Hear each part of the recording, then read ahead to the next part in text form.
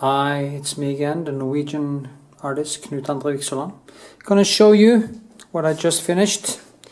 It is this.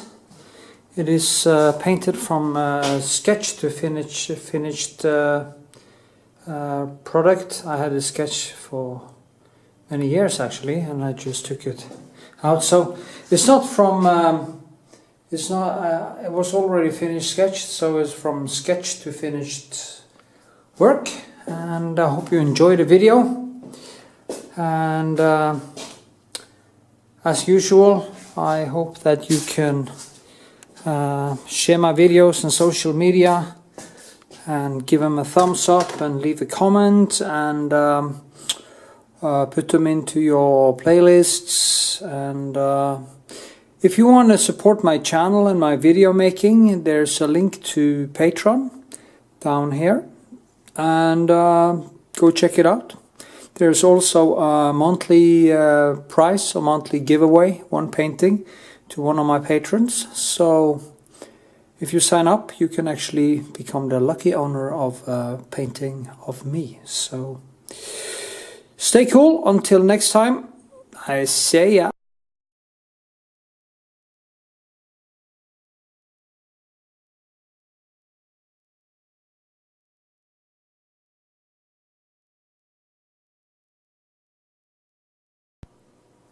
Yay, YouTubers. I'm restarting this sketch that I actually made a few years ago. I have a lot of, I think I have 20 paintings plus some other sizes hanging around that I'm going to finish. And it's quite a nice sketch, so it's kind of sad to paint over all this spontaneous stuff, but you know, it's not what I'm after. I'm after more clarity, not clarity, but more paintedness than the sketching thing gives me. The sketching thing gives me very much instant gratification, but I want to push myself over the edge, see myself doing it.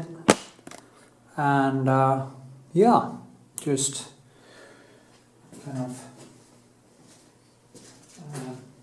try to push through, which of course is difficult. Hello. So I'm going to put on some retouché finish on the whole thing, because it has been drying for quite a few years, 4 years, 5 years, 4. A lot of the stuff that happened in between. I started this, so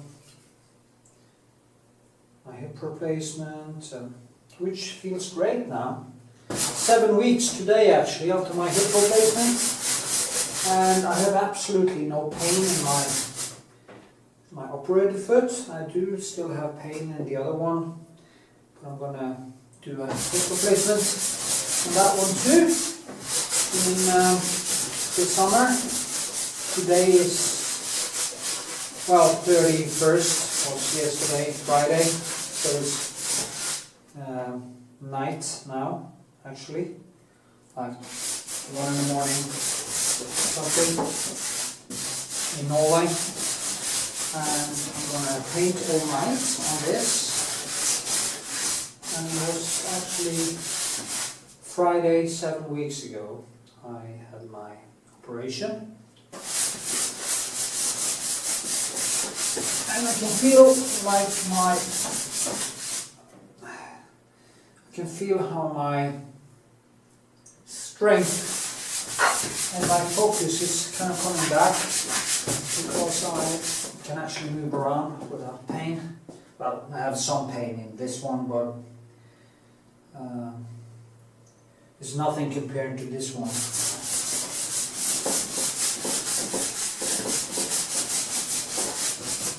I'm putting on this retouché on this over the whole thing, basically, because it is so dry that it's nice to have this new beginning it is retouché Fanis. It's Old Holland. Most of what I use is Old Holland. I think they have the best colors for my use anyway. Maybe there are people who like more fluid colors, but personally I enjoy Old Holland. I actually used to use in some YouTube, and that's quite good as well, but they are more fluid and more oil in them. In the Old Holland paint it's a lot of pigment, so despite that it does actually cost more, you get more pigment for your money. So in the end, I think, well, when it comes to the result, I think it's a good thing. This painting is going to be on a summer exhibition in the gallery I'm using in Oslo now. Gallery A, like A in Oslo. And hopefully I will finish it in like 2 weeks, basically. 1.5. Well, 2 weeks, approximately. Yeah. So, yeah, I'm going to let it dry, and then I'm going to start painting. Of course, I'll start with the face first, and then I just work myself through it. Okay, here we are. So, I think the shape on this has basically, it's a little bit sticky, but has dried up a little bit. Maybe I should take a paper and just touch it a little bit. So what I do is that I take, and I'm going to work with this detail. I have this photo, and I just hang it here. It's very red, as you can see. So it will be a very warm painting. Maybe I should have some more warm light. So if I have warm light and it's a warm photo, I will more easily see the warm colors. We put on some warm light so I see it better. Yeah. And because if you don't have any warm light where you paint, when you take it out from where you are painting it, it will be way too warm, and it can be quite confusing actually. So I recommend that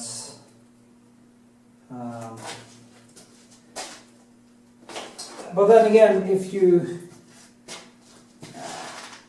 have too much white light and you don't see the warm colors, and you take it into a gallery or some place where there are only warm light, the painting will seem way too warm, and that can be really frustrating.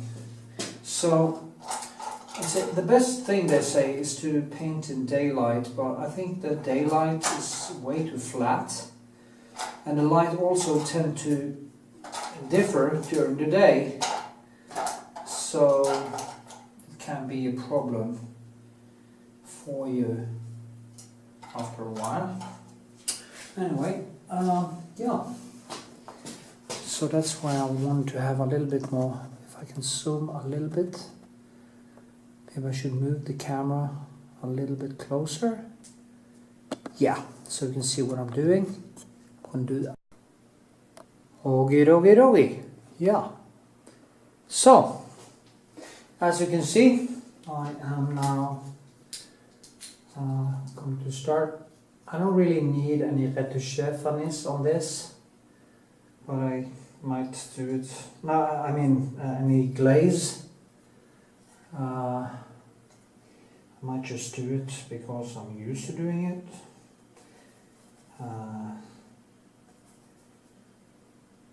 Yeah, just put on a little bit. You know, I can't paint it this red. I feel it becomes way too red. But then again, I tend to go for the colors that are really there, so that's probably what I will do. Anyway, I'm going to start here with I always start here with the lightest areas. I'm also using a very small palette, if you can see, because it gives me the intimacy that I feel is necessary to. I kind of find some peace in that intimacy with a small palette. And there's a good thing here is that it's a half profile. It's not that difficult to see. Actually, it is my daughter when she was like 10 years old, I think she was, when I took these pictures. Now she is 23, 22. Don't really remember. It's horrible. I don't remember how old my daughter is. But she was born in 1995. So actually, she was born 24th of December, Christmas Eve. Yeah, it's probably divine intervention.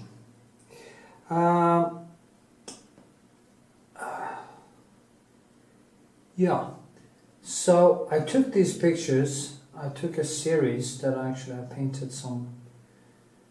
I painted many of them before I actually started doing this YouTube thing. Still have more of them, so I'm going to try to do some of them from sketch to finished painting.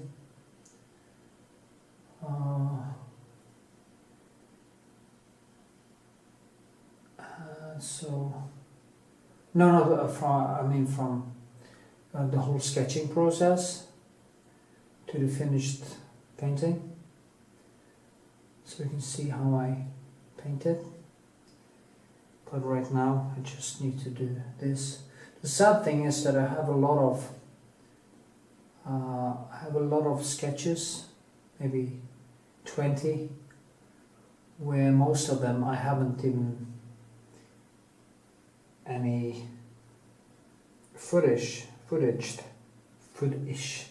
of them. So but then again, you have seen me sketch before, and it's also nice to see how I keep building them. You see now there's more depth and there's some light in here, but I also have to try to keep it down, not overdo it, because it's quite subtle. Yeah, the photos were taken with tungsten film, with 6.7, the old style with film, tungsten film, and with a RC, what's it, RC or something, Pentax camera, the one with a wooden handle, if some of you know that. It kind of looks like a regular camera, but just bigger. I could actually show it to you, so you see what I mean.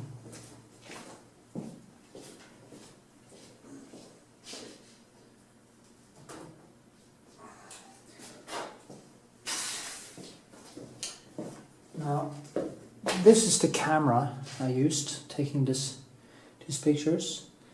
It's heavy, it's beautiful, it's old style. I just love them, and I actually love taking photos with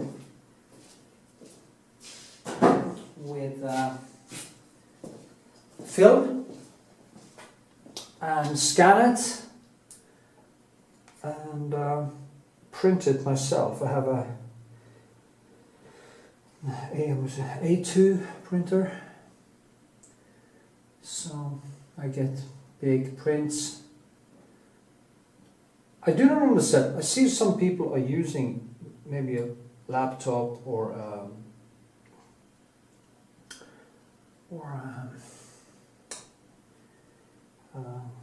you know, Apple iPad. But a problem with that is that every time you look at the iPad, your eyes will change how it perceives color from looking at the painting to the iPad. So it's kind of confusing the eyes, and it will change the way it sees the colors every time you look back and forth. That can be a problem when it comes to seeing the paint or the colors.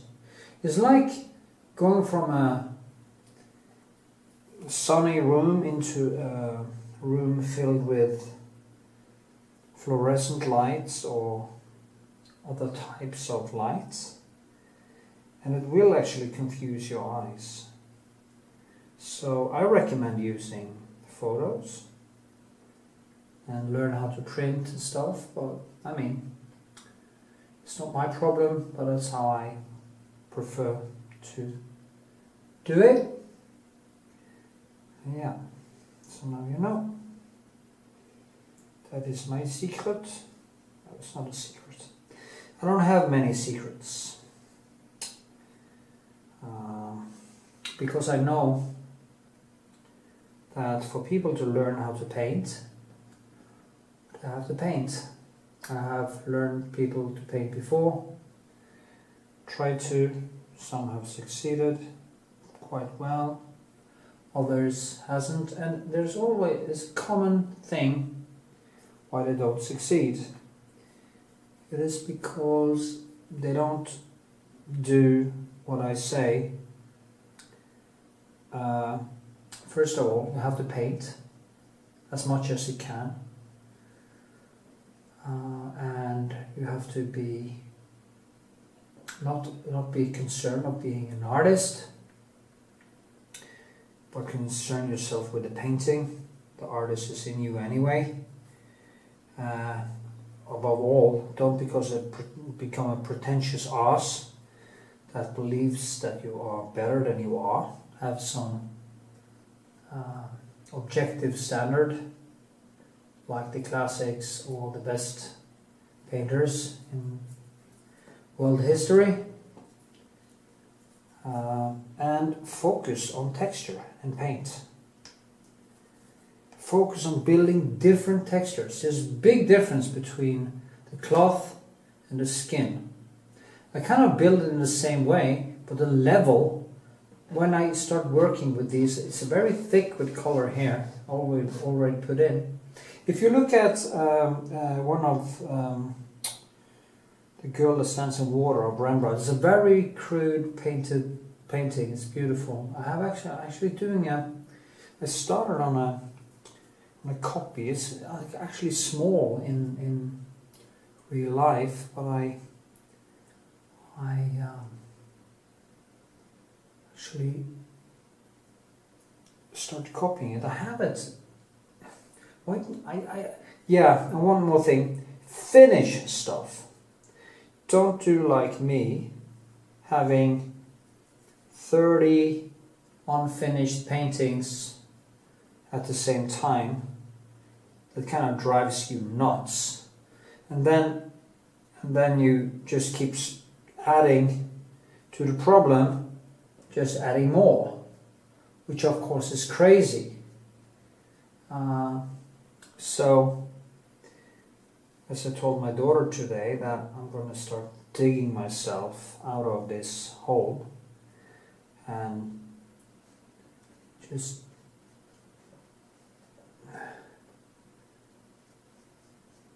get on top on every level. Now, if you want, first of all, to succeed, it has to be, not succeed, but I mean, with success, I just mean being able to paint. I mean, that should be success enough. You can't really expect to become as famous as the most famous artist. I mean, the goal should be become the best version of yourself that you possibly can on every level.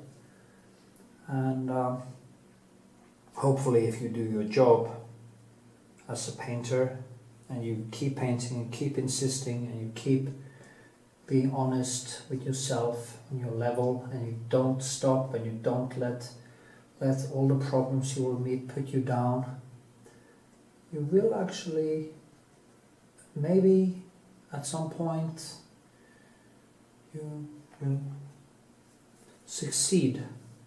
Also, in the economic department, which can be very crucial for an artist to have some money to buy equipment and have some leverage.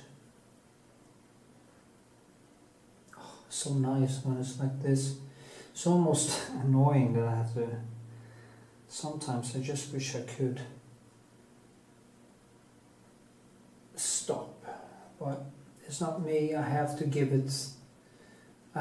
it substance and the space, and I have to give it what it needs to be a painting that I can live with.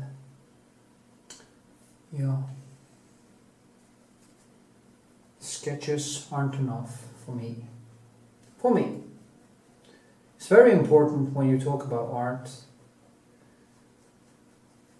or painting that it's also quite subjective how you want to paint. If you want to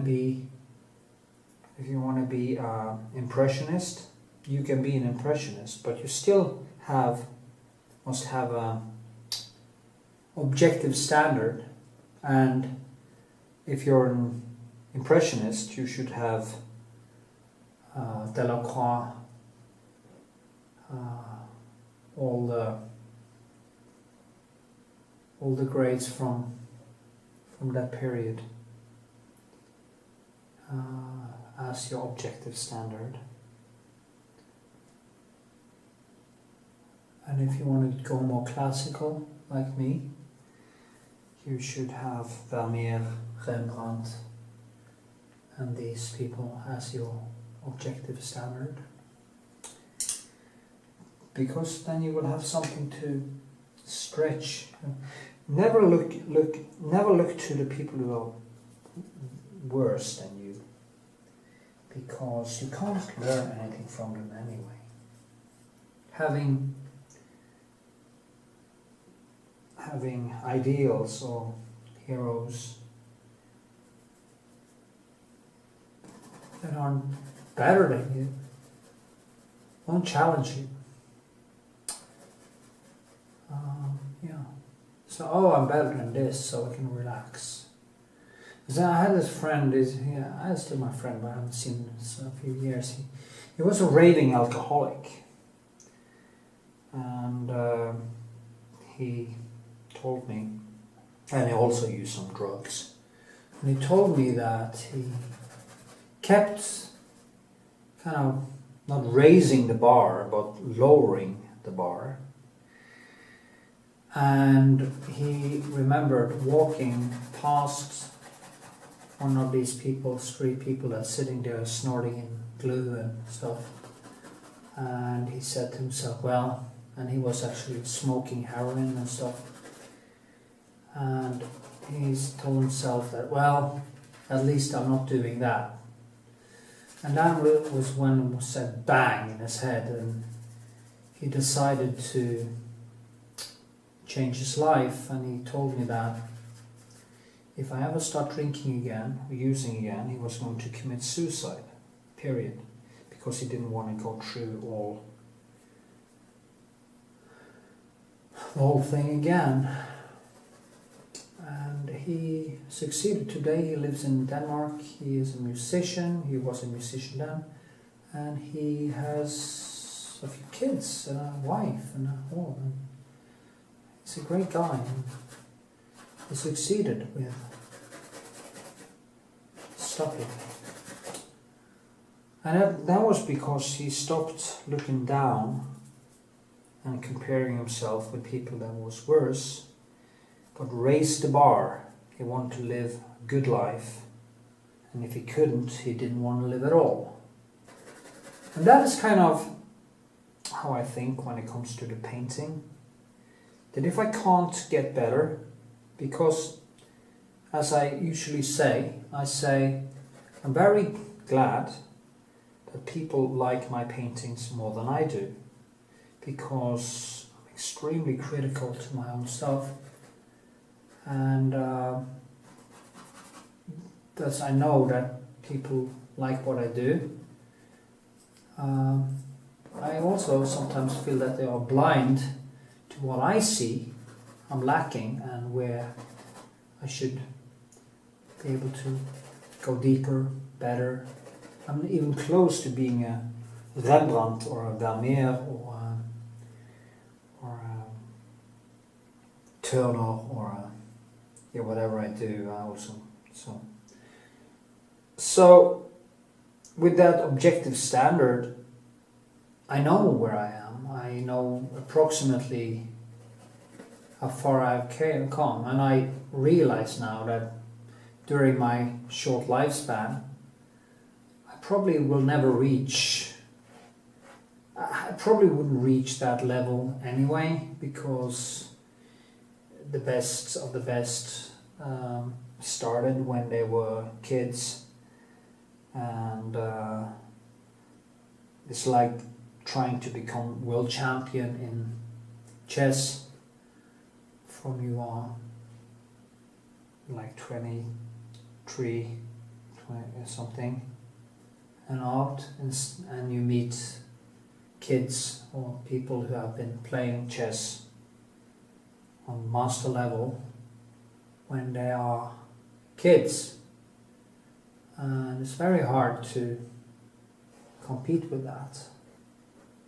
It's not that I'm in any competition with any painters, but I'm in a competition with myself here. So my goal is to become, as I did say, the best version of myself, actually.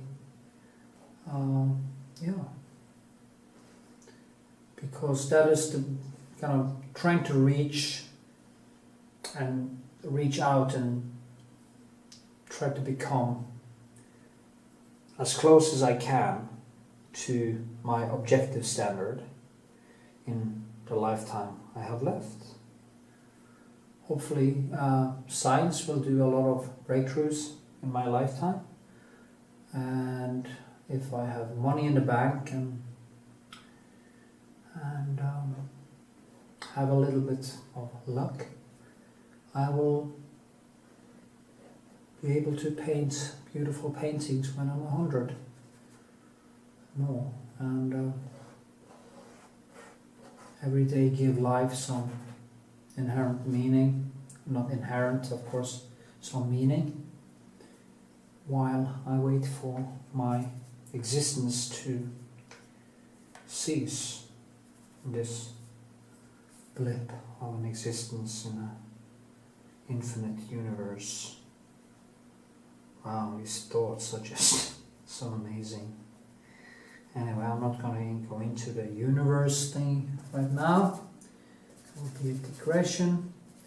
Now, you see what I'm doing here? I'm just trying to tone and I hope it's helpful what I'm talking about, because every human being is an artist.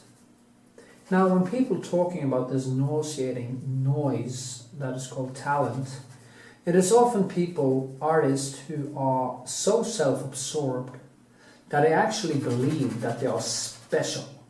I'm so special because I'm making art. And I always say, you're not fucking special. Anyone, if I could learn painting, anyone can learn painting. And most of these people aren't even good painters, so they don't really have a skill. They are usually conceptual artists or mediocre painters. Well, I'm quite mediocre myself in my view, but the point is that they don't know that they are mediocre, and that's the problem. They really do think they are really good. And that is a very big problem, because that leaves you without the objective standard, the self-correcting voice, or the inner daimon, as Socrates, I think, said. The inner self-correcting voice that tell you to get your feet back on the ground and be a little bit humble. Not humbled like in, not that you're going to put yourself down, I don't mean that, because your value as a human is probably, as a human, you are the most valuable thing in existence, because you have consciousness. And consciousness has to be the most valuable thing in the universe, because without consciousness the universe couldn't even, as Carl Sagan did say, through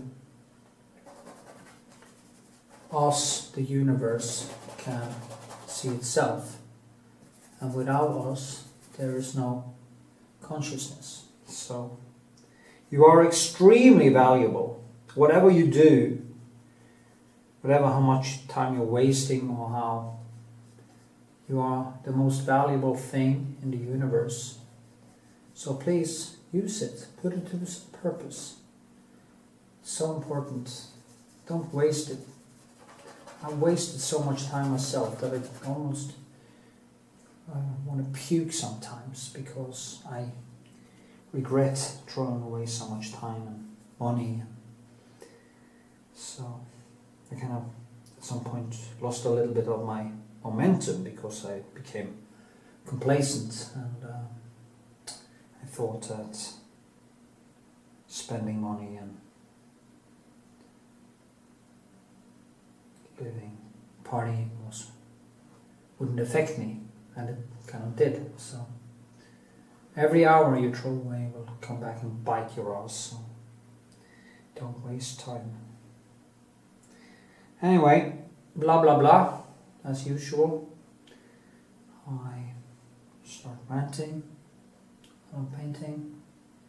You see now, here's going to be some lovely textures, so I just want to build on that, and yeah. Okay, I'm gonna stop filming. I'm gonna paint for a few hours, and then I'm gonna film some more later. Okay.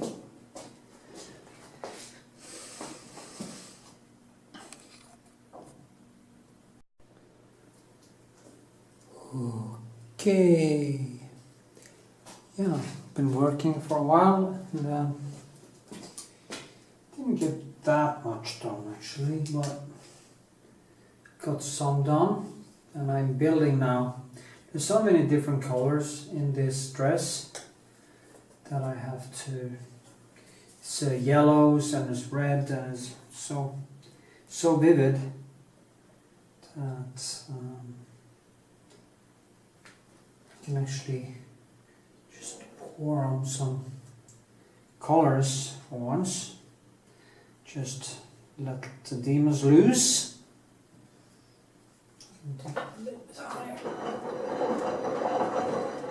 It's a nice stuff really, you can actually move it like this. And I'm working with the folds, I'm working in directions, you know, like this. I'm building up the main textures. You see how I work like from side to side, and I can go in and I can get the side, drag that down like this, and there's also a highlight there. So I keep molding the painting as if the old Holland paint was clay. I'm giving myself the griselle, or griselle, is that what you call it? In color, a color griselle. Sounds probably strange, because traditionally it's a grayscale sketch. I don't care about stuff like that, I do it my way. Ah, the neighbor is starting again. Listen to that. I really need him to get him to. You see, I just push, just make. That is why I'm not a photorealist. A photorealist wouldn't work like that. It wouldn't just love seeing textures and clay being built like this. You would try to keep it down, to keep it on one level. That's why it's called photorealism, because it's flat. A photo is flat, and you got the get the impression that everything is happening inside the painting. But what I'm after things gonna happen on all the levels, both inside and outside, so it's gonna come out and get me with the textures and the layers of paint that, in my view, is what is painting. And if you look at Rembrandt or the classics, you see the best ones have all used the techniques of building a lot of textures and stuff used to paint the clay. So, but you have to reach a certain amount of skill until you can paint this intuitively.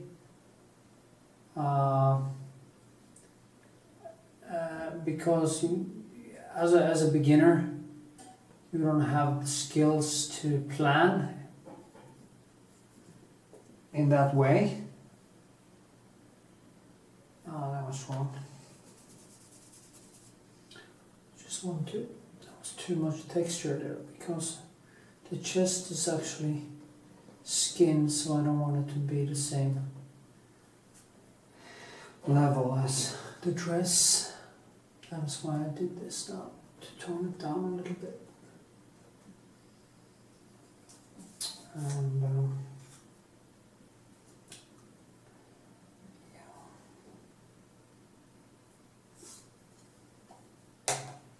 these are quite nice, around Da Vinci.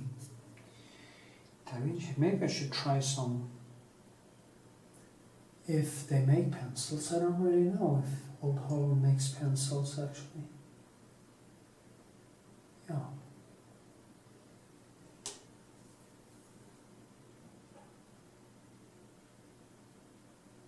In a way, I'm painting quite impressionist in many ways.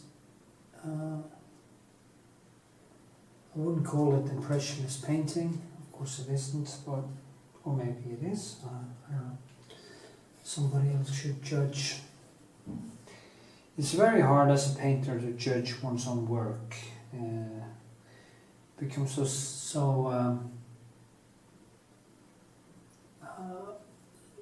subjective that it's very hard to, yeah.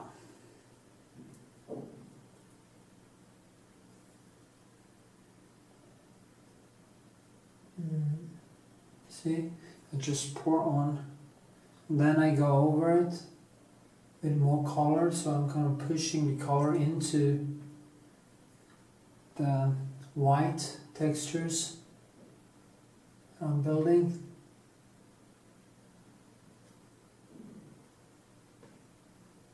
It's quite a cute dress actually.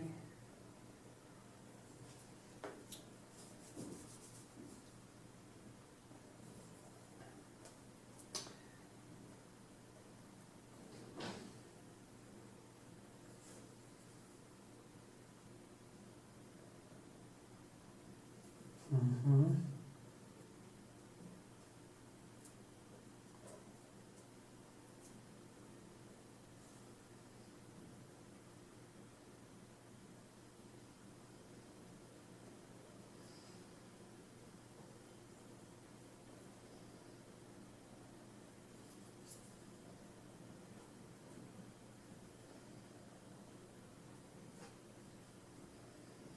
Yep.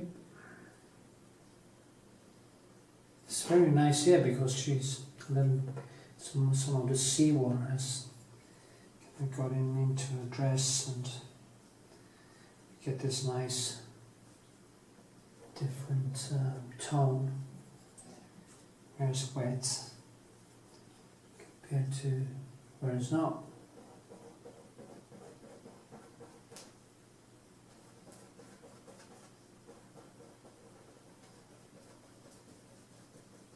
So why did I do that way? To differentiate the two textures. I want more texture there and less where it's wet here, because it's a little bit different feel to it. And then after a while I start to kind of finding out that I need more there or stuff like that.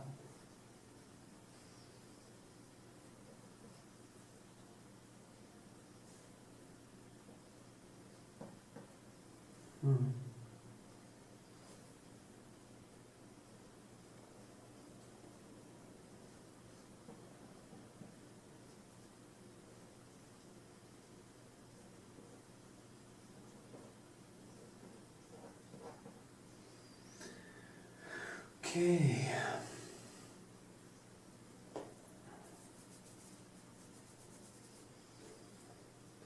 I have to send a photo of this to my gallerist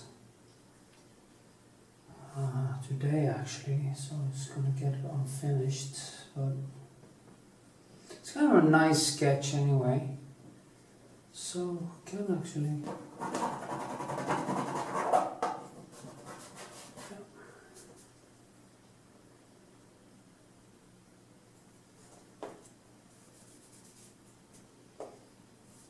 I really need some sleep.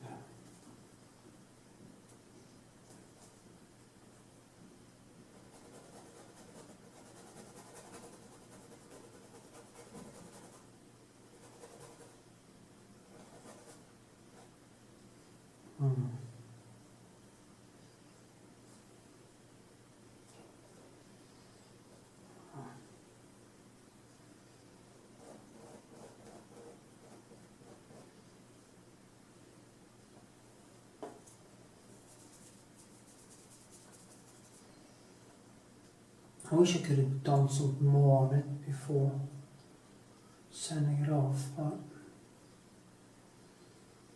I guess that's how far I got today.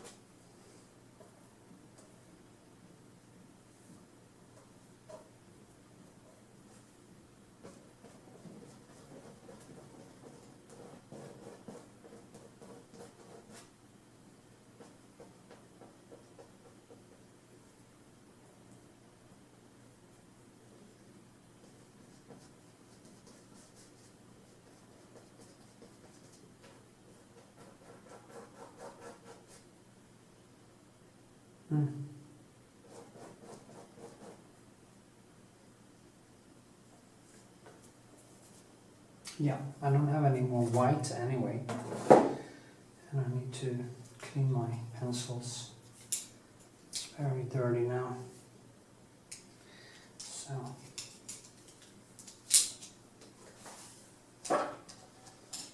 just put a frame on and take a photo of it, send it to him.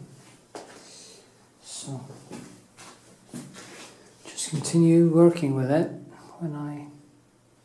tomorrow night. Okay. Here we are again and again. Now I'm going to keep on building my griselle, and yeah, that's what I'm doing. I actually look at this, I think more like an expressionist when I'm painting this, because they give me that possibility to just take things all out. You can stay on a distance and just kind of put on color. I remember seeing this documentary about Lucien Freud, and he was like touching it like this, and I recognized what he was doing. He was like just marking the things that he picked up every time he looked at it. He just kind of marked it.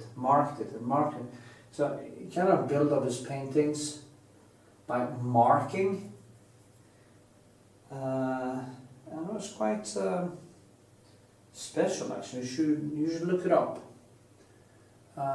There's not often, he didn't have many documentaries about him painting, but in this one he actually painted for the camera, and he died right out after that, so it's kind of strange. Anyway, you can, Lucien Freud, it's not my favorite painter. It's like more Vermeer and Rembrandt and stuff. But I have to say that you can pick stuff up from all the great painters, and he is a great painter, there's no doubt about that. You know, it's just not my style or whatever. I don't even know if I have a style. Other people should judge that. I never thought about stuff as it was a style, or that I was going to build certain things in a certain tradition or anything. I just paint. I try to paint what I see and do the best I can.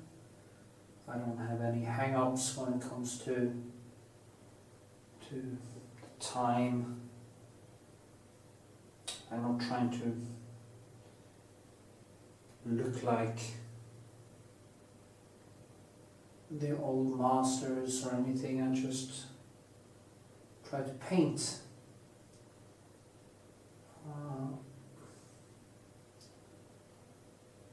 You have the Knut school in Norway, the classic school, well, not classic school, but the old Knut, Norwegian artist, very good artist, good painter. But he has this thing trying to emulate, if that's the right word, he tries to emulate some kind of time or tradition, and his students tend to go a little bit, some of them, a little bit over the top into basically cliche, and that's a shame because many of them are really good painters.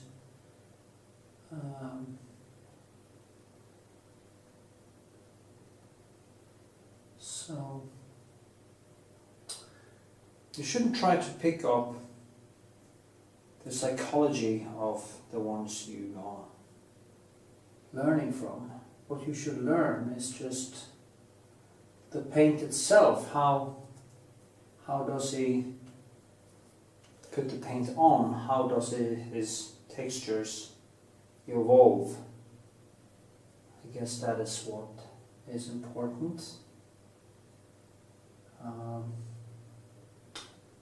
Yeah, this is actually my daughter when she was, I think she was 10, many years ago. Now she's 22, she's 23.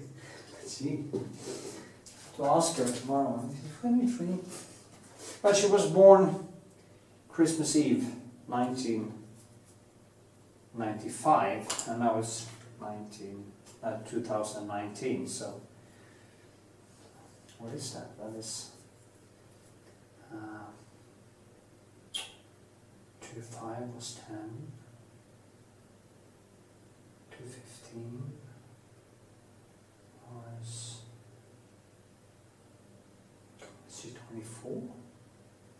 No. Okay, she's 23.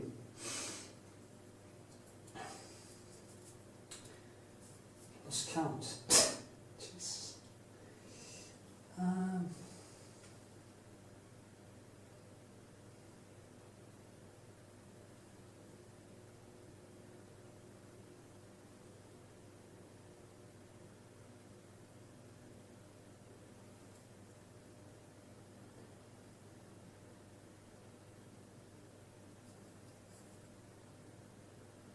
Happy birthday, daughter. How old are you? Jesus. I don't even know exactly how old my mother is either. She's like 73 or 74. My father became 80, so I know that. Anyway.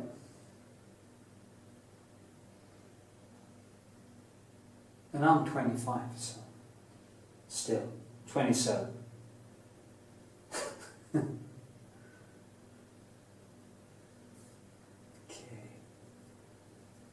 I mean, there's many different colors in this. I wish the camera could pick it up better. Maybe I should buy a better camera. Or maybe it's the lighting in my studio. It doesn't really pick it up so good.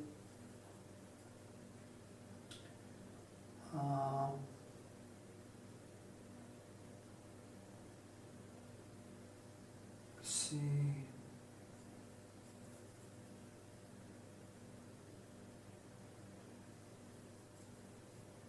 No, I used to stand and kind of paint everything.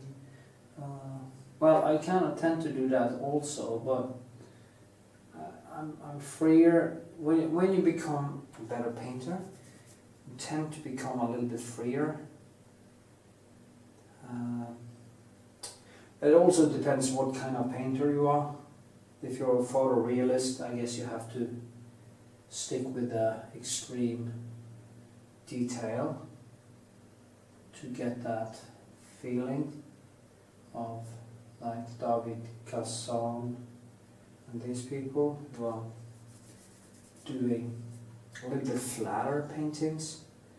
Actually, I saw them in reality and it's very good artwork, but it's quite flat because there's not so much texture, but it's brilliantly done. He's fantastic when it comes to drawing and the likeness and all that, but I wish it was a little bit more painted like Rembrandt and the stuff I like, but it's kind of every man for himself.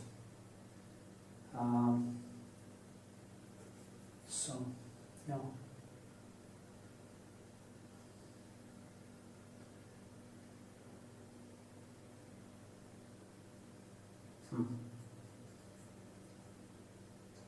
Trying to get this intensity into the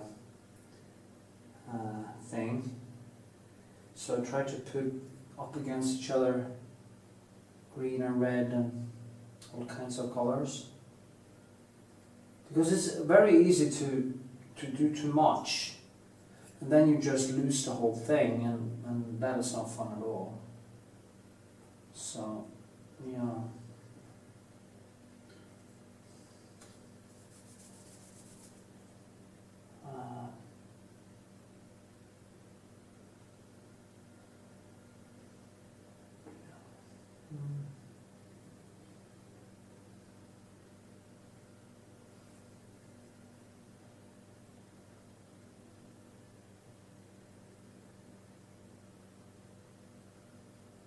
I'm going to show you more up close when I'm finished with it,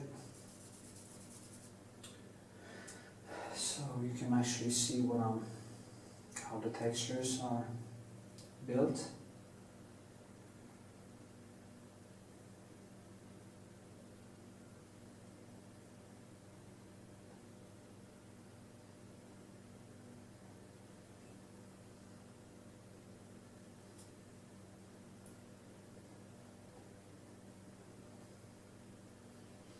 I have a bunch of these sketches the same size actually that I'm going to start finish now. Sadly I don't have any videos of the sketching process. I have photos of it but not, so I guess I just have to put out videos of that.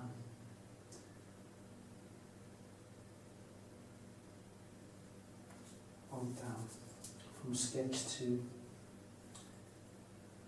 finished work. This one is not that detailed. Others will be much more detailed.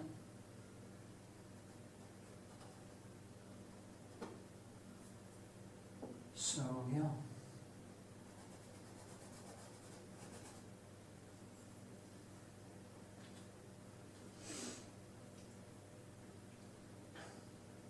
It's very shiny here. The most light comes in there and hits up here.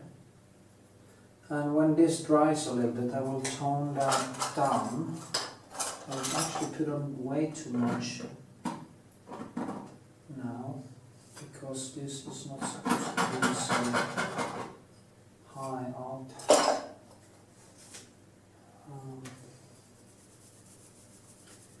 A little bit more deeper neons,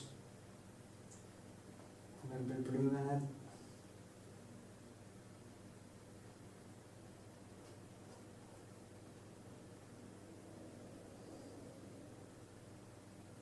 See the pan.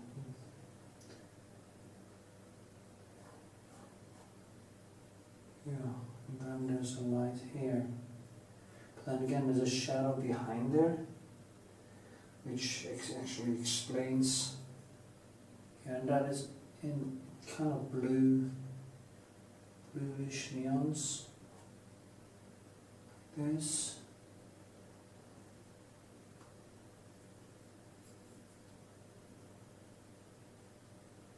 Then there's a shadow one down there, all the way up. And that's one more red. Yeah.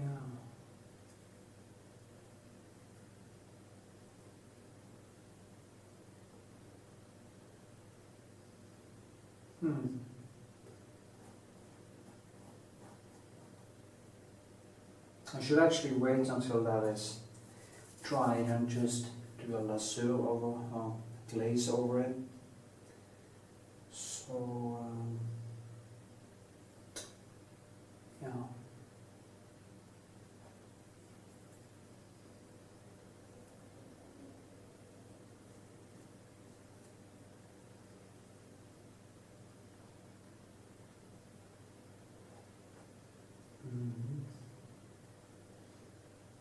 This one.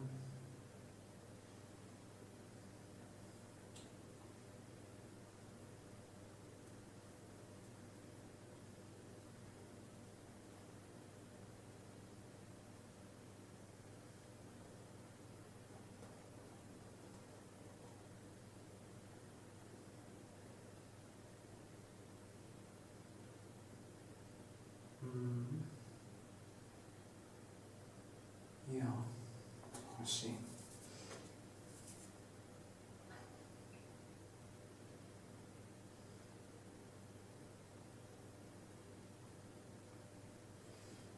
have such a struggle every day actually getting to the painting, and I'm trying to focus, refocus my energy.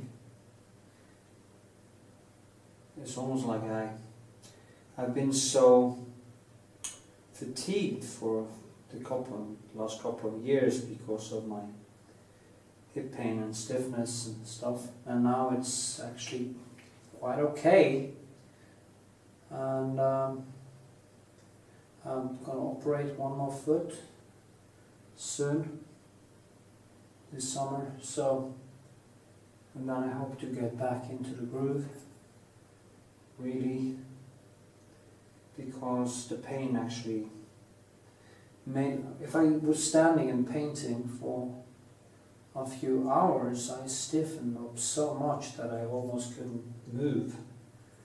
So it's much better after my operation because my worst foot are now fixed. So yeah,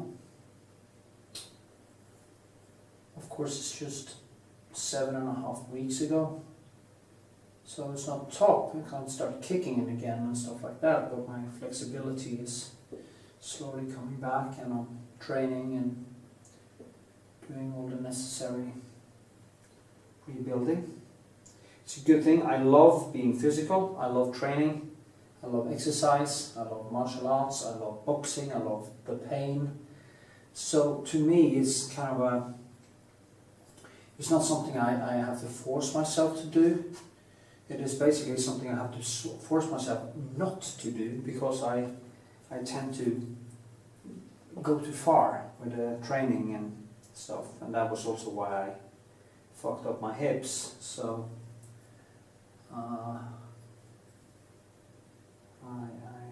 yeah, I'm the kind of person who tend to burn the light in both ends, and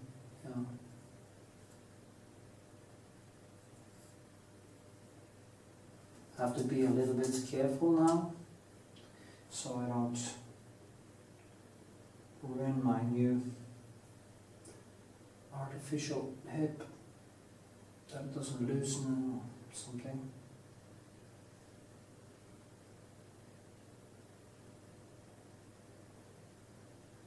But it's so nice to be able to stand around and just paint and don't feel that gnawing pain all the time. It's just so great. Anyway, I've been saying that so many times now that it's probably getting boring.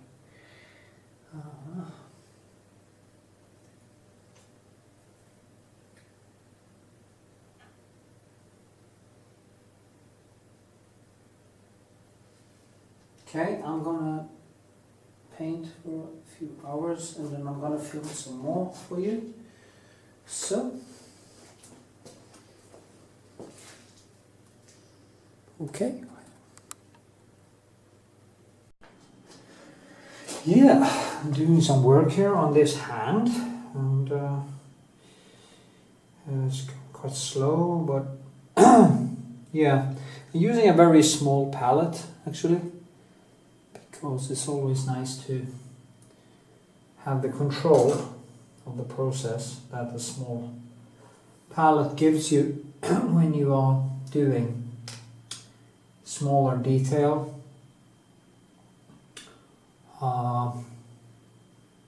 Yeah.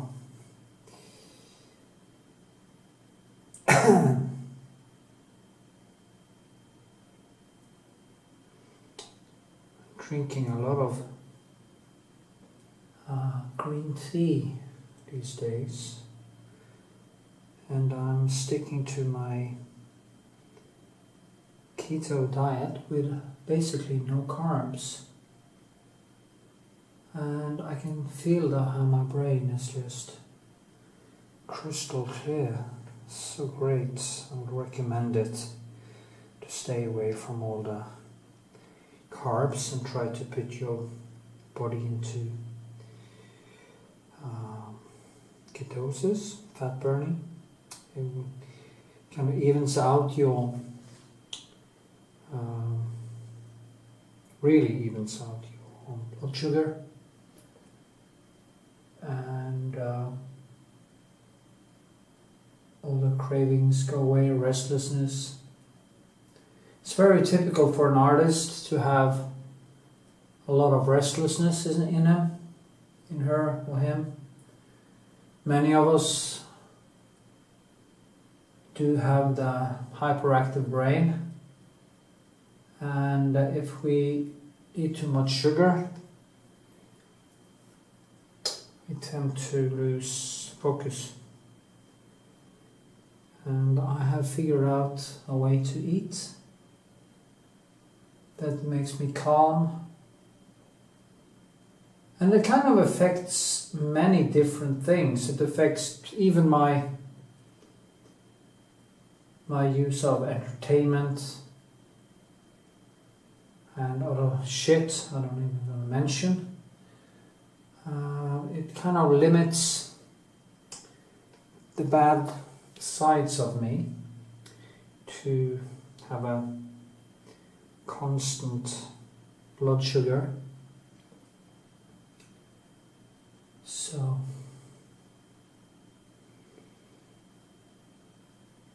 basically what I eat is meat, eggs, fish, nuts, a lot of greens, especially broccoli and cauliflower and asparagus and avocado.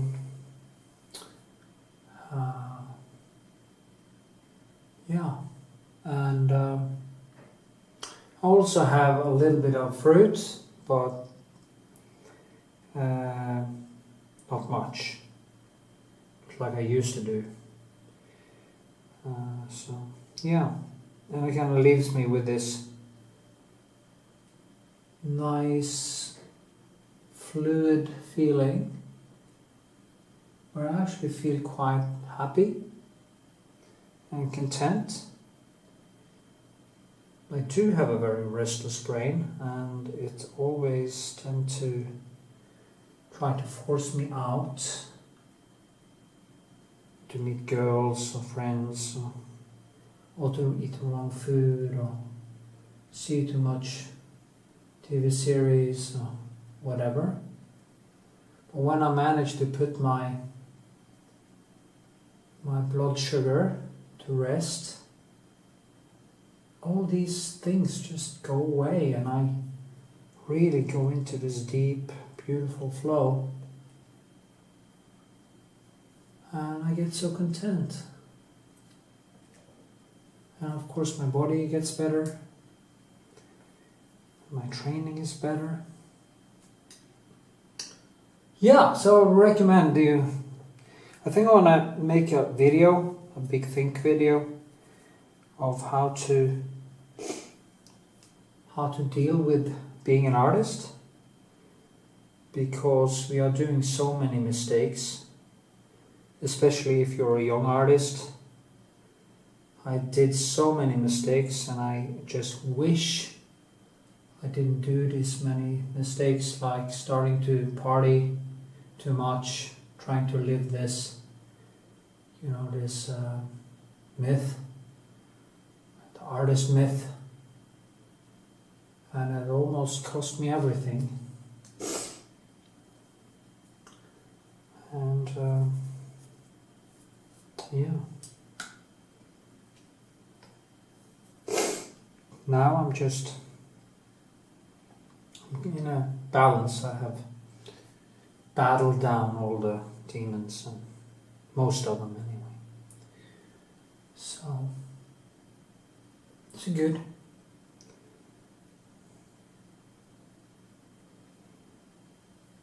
How to deal with being an artist. How to live the artist life. Maybe that could be a video.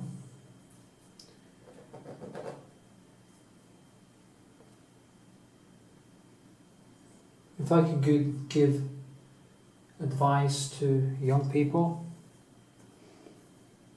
it will be or anyone actually who want to do creative work, it is finding this balance between where you are able to put basically your work in front of everything else, but at the same time have fun.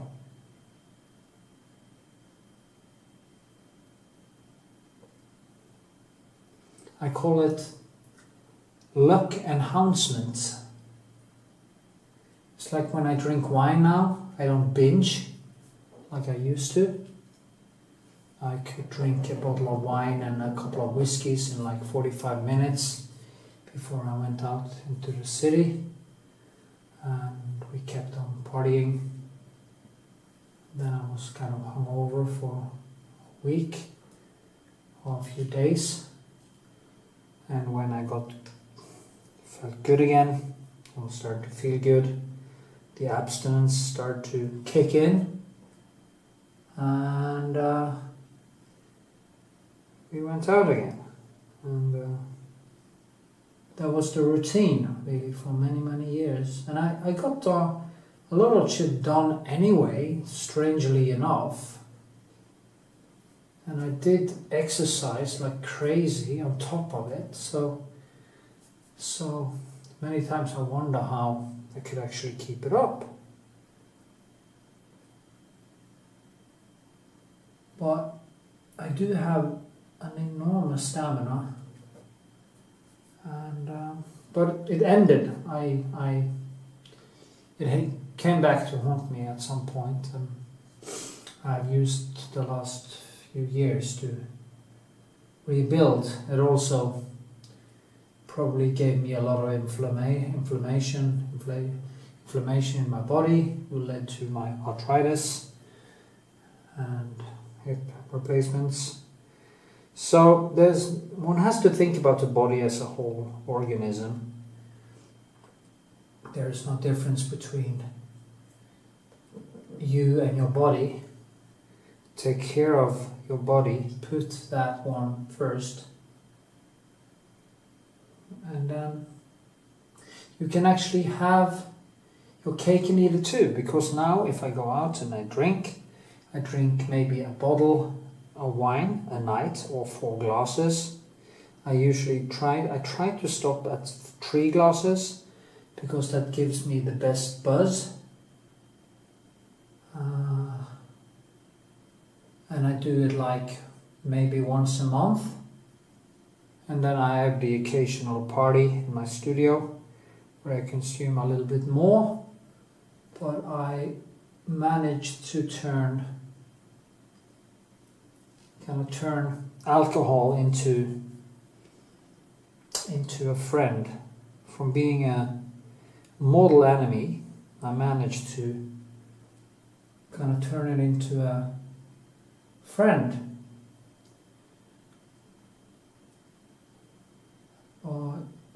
But I still have to be careful, because if I drink and have a good time, it's more tempting to do it the next week and after that. And if I do that, it's kind of back to... I start to get depressed, and it hurts my creativity and my process. So, and that will not happen again. Anyway, you see what I'm doing? Here I'm painting this hand. I'm going to deliver this painting to my gallerist in a couple of days, and I see now that it's going to be a hard stretch to be able to finish it in time, but it's also quite impressionist, so you don't need to be kind of perfect in a drawing sense, but it has to be good,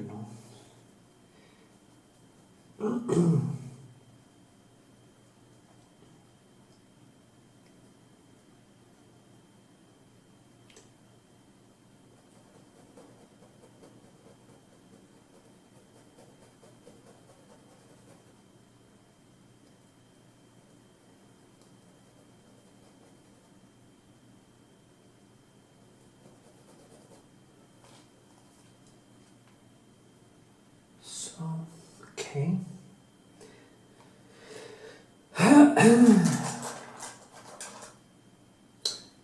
It's funny, painting is not a thing I get tired of. It's kind of a thing that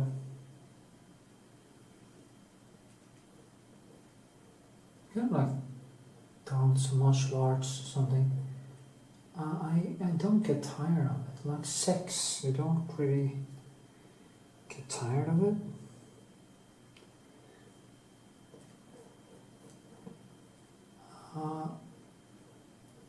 Or training. Exercise. It's funny.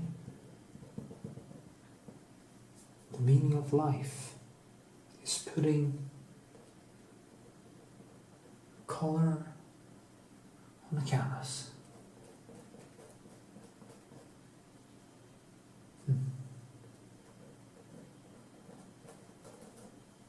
Who would have thought it when I was a young welder in a shipyard and I was down here painting paintings. So strange. I remember it so vividly. It's such a long time ago. I felt it's over 30 years ago. No, it's basically 30 years ago. 30 years. 30 fucking years. That's a long time. And it seems like yesterday. And in 30 years I will be 81. And I have then spent all my time on this earth. That's strange. It baffles me.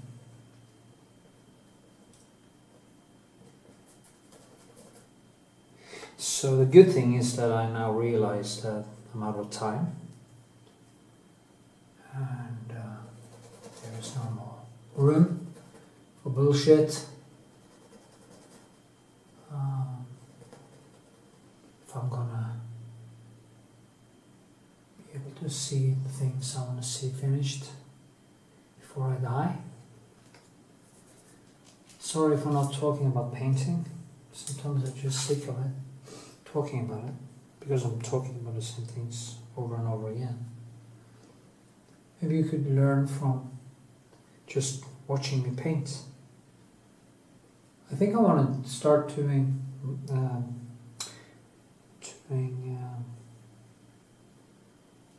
live streaming on YouTube, like whole maybe 10-hour streams where I just paint, flow, and talk about shit.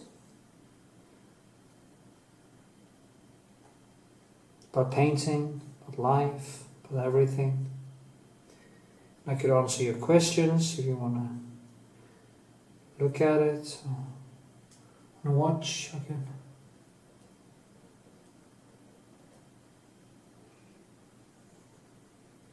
Could do a super chat. I can actually start earning some money.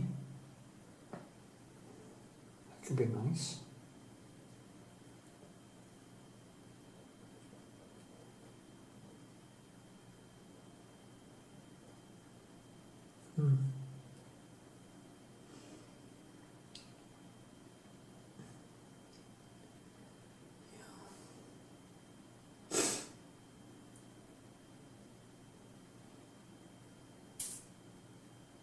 I kind of became an expressionist by accident. Impressionist by accident. It's funny, really. Because I didn't know.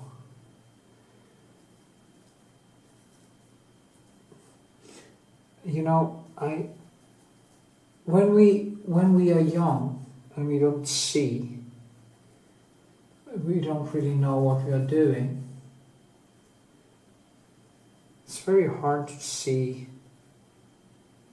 the importance of texture or paint. That is something you start to see as you evolve. as a painter, and it kind of baffles me to know that I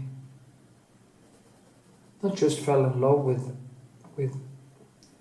getting things right, but I mean, I fell in love with the texture and the paint itself in a different way. This one is really difficult, just so you know,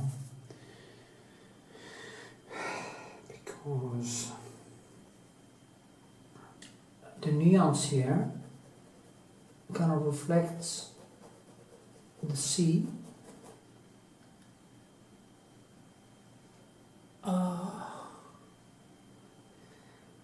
But also had that reddish in it,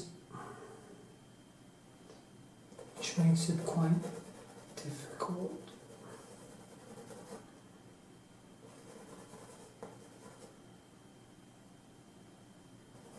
Anyway, I'm gonna use a bigger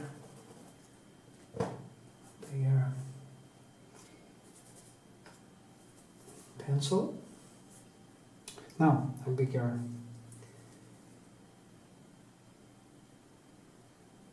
bigger photo, yeah, because I have to work around it. I have to get things right, and then I can go back in tomorrow and do details. I just have to go over the whole thing today, and then I will do some details and strengthen some details.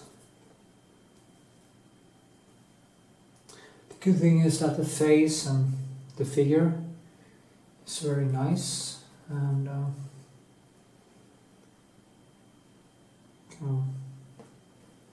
got it right quite fast.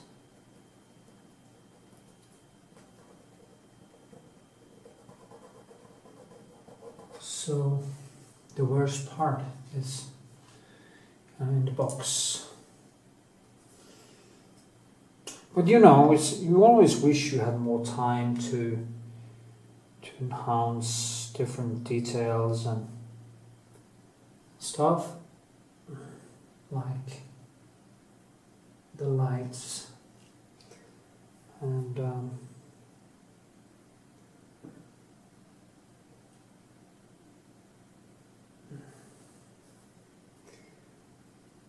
but you know, maybe I'll get it back after the exhibition, then I can just do more on it. I'm actually about to clean out I have so much backlist paintings that aren't finished, that are basically money in the bank. I just need to finish them and put them up for sales. Some of them I had for 10 years, and I kind of just keep on. That is also the problem with the artist brain or the ADHD brain, because you will always go for, if you're restless, you tend to go for the things that heightens dopamine. So instead of doing kind of boring or doing work on stuff that you already have sketched, you tend to get new ideas, and then you start sketching up new paintings, and the old ones are just not getting finished. And at this point I have at least 25 big paintings, very nice sketches, that are unfinished. Now I've been unfinished now for bloody well up to 10 years. I actually sketched up to an exhibition that it wasn't actually done. This exhibition didn't materialize. I had another exhibition, but I was actually sketching up 30 big sketches to an exhibition a former gallerist of me was going to do for me, but she pulled out because of personal stuff. She couldn't do it, sadly. But then I had got a new gallery,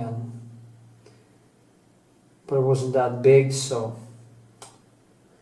then I got the arthritis and some depression, blah blah blah. But now I have actually at least 25 unfinished paintings that are screaming to become finished, and I'm already, the worst thing is I'm already beyond these paintings mentally, and I have other exhibitions I would like to do, other paintings, huge series of paintings I would like to do, but first I need to finish these. So I'm just going to start like a rat in a hot box.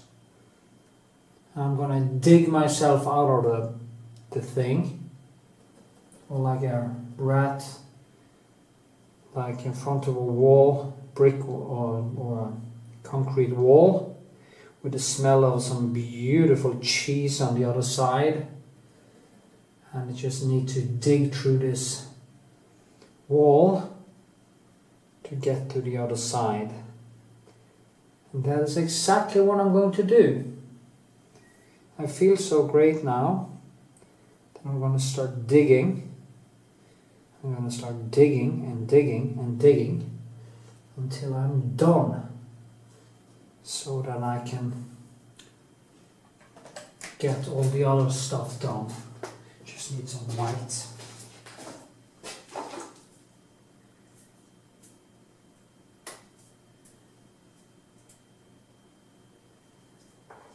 So important that you finish stuff. I have a daughter, beautiful daughter, called Vilja. It's like Will in Norwegian. No, in English. She's named Vilja Victoria. She is doing design of clothes. She's quite good, and I'm bombarding her with with my experience on what not to do, how to focus, how to deal with alcohol, and she's actually listening to her daddy, because she knows daddy is right, and that is very nice. Of course, everybody has to do their own mistakes, but when mistakes are cutting like 15 years of your career and makes you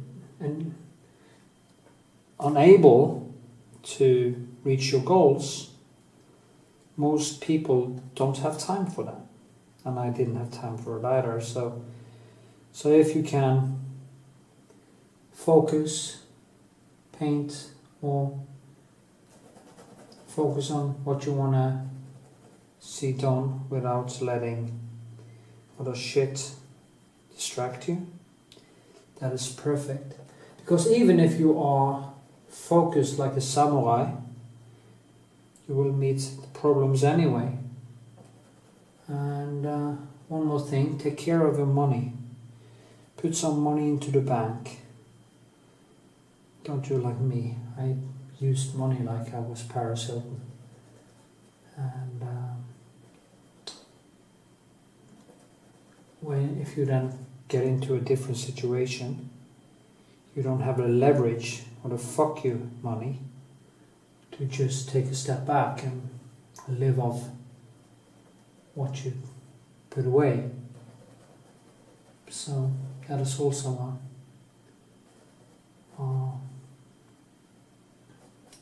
advice I would give to people. Take care of your money. I didn't. And I had fun.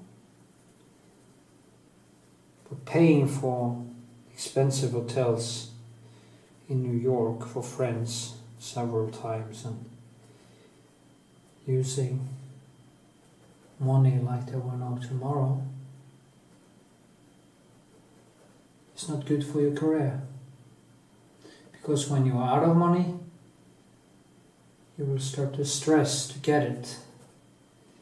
And then you lose sight of it affects your ability to work with the things you want to work with badly. Affects it badly. But from now on, I'm going to be smart. So it's almost like I had to become 50 to grow up. That's strange. My dear parents took care of this big baby that refused. They call it the Peter Pan complex, actually. I heard about that the other day, and I think it was a very good way to say it. It's like you don't want to grow up, you fear growing up, you just don't want to take responsibility, and you were acting like there's no tomorrow. You do that with girls, and you do it with your money and your career and everything. That's not a good thing.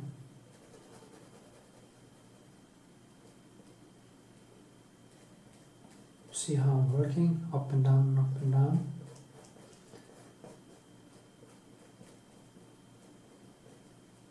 The good thing about doing painting is that you get so much time to think. And if you're an honest person, like me, I'm a very honest person. I'm emotionally honest, I'm intellectually honest. I'm also curious, and I don't have a bias, or of course everybody has a bias, but I try to take in knowledge and challenge my beliefs. If you are that kind of a person, you can have a great time when you're doing this, because you can really go deep inside yourself and study your own mind while you do the work. And it's a beautiful thing. It's a privilege. It's a privilege being born, but being born in Norway and being an artist that can actually live off his art, like me, make a living, it's almost, as I say, it's an amazing privilege, and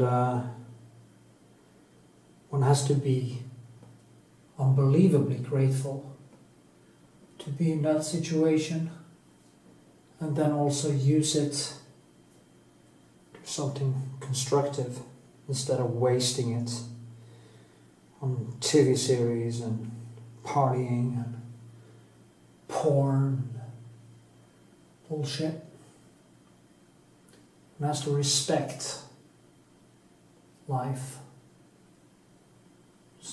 too much, or enough to actually use it. Just think of all the people who died to give me this freedom. It's amazing. Anyway, I'm out of battery, and I'll film more later. See ya. Yo. I'm doing some touch up around here, and just doing some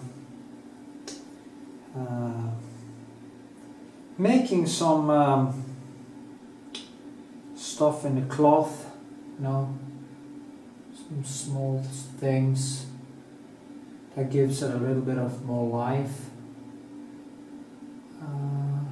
Here, it's kind of a flowery thing in this. I'm not going to go into much detail on it, but I like it to have a feel that there's something there. So it feels a little bit natural.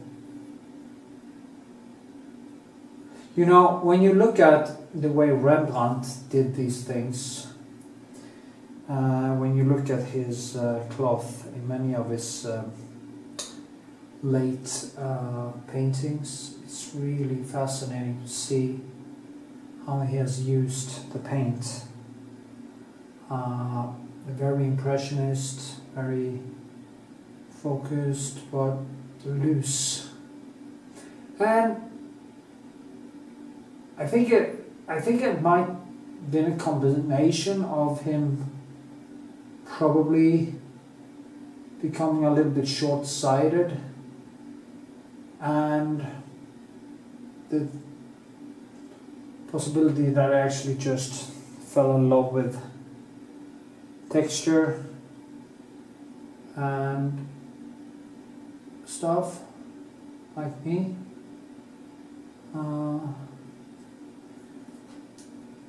It is, but of course, in that time when he lived, it must have been very frustrating because glasses wasn't really. I don't think they had good glasses. Maybe they had some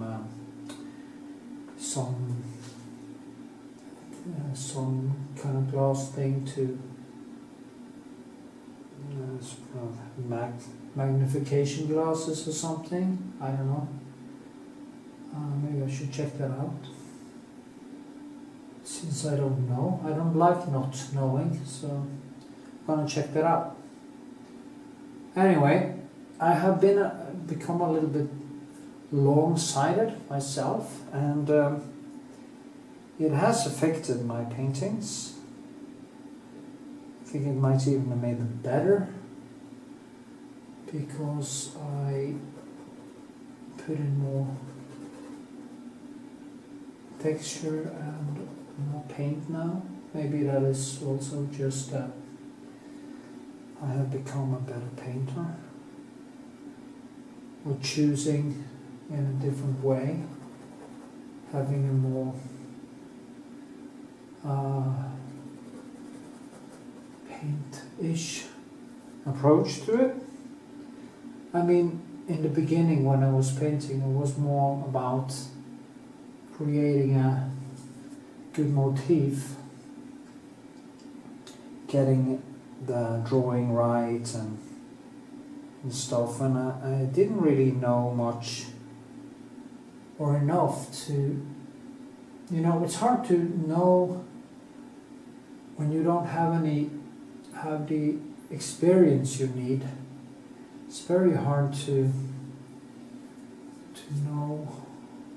You kind of don't know. You don't know what you don't know in a way, or you can't know what you don't know. So kind of just paint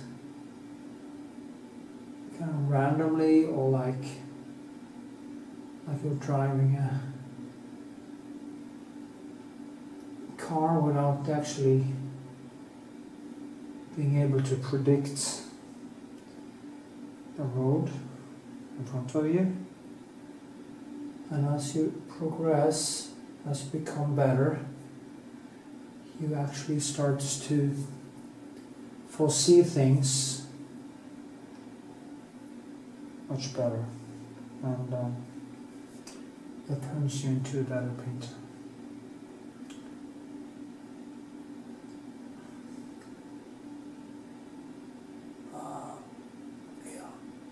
So, also want to point of light right here. You see, I just put on quite thick color there, boom, and that comes out, and then I can use this kind of to just tone it down a little bit. You can also work around it. So, it's gonna make it more lateral. There's one right here. All these small, you know, I go in and I touch again and again, and every time you touch it, you get a little bit closer to where you want to be. It's really a nice process. Process I never actually get tired of, strangely enough.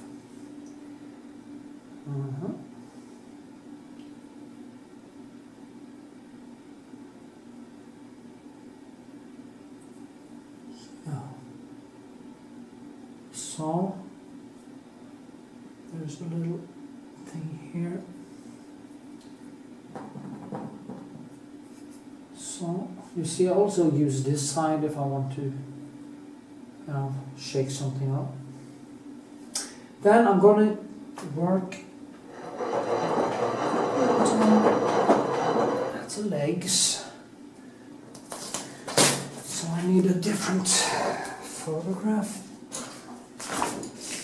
As you can see, I'm working from photo.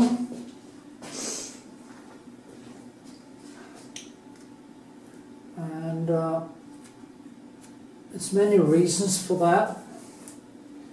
You know, the model are very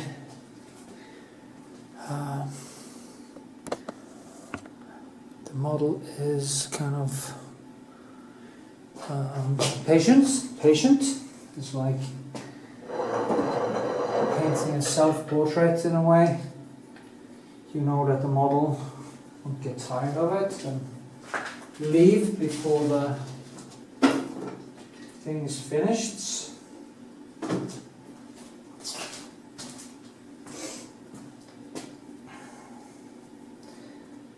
And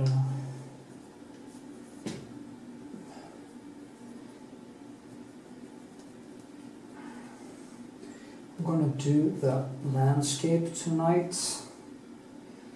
I'm supposed to deliver this painting actually tomorrow. That's funny. Because everything always takes longer time than I think. And yeah.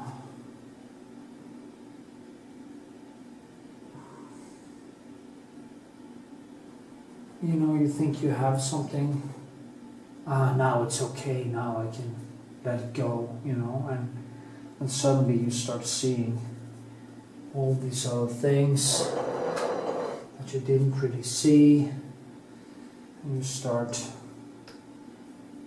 building on things you thought already was finished. And that takes time. All this, you know,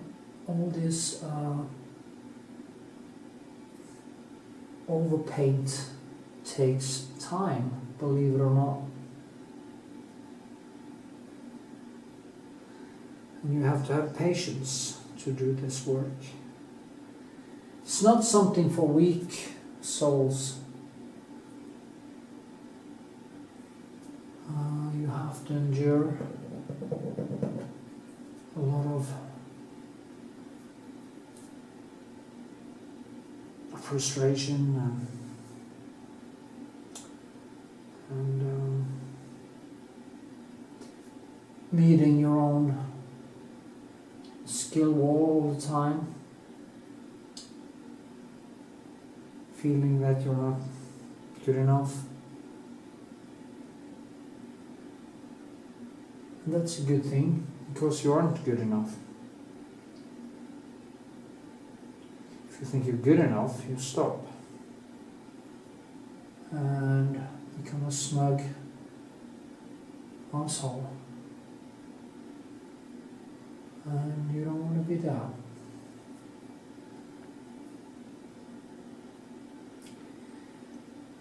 Narcissist believes in his own myth. Oh, you are so talented. Oh yeah, I am. That kind of person. find them to be quite horrible.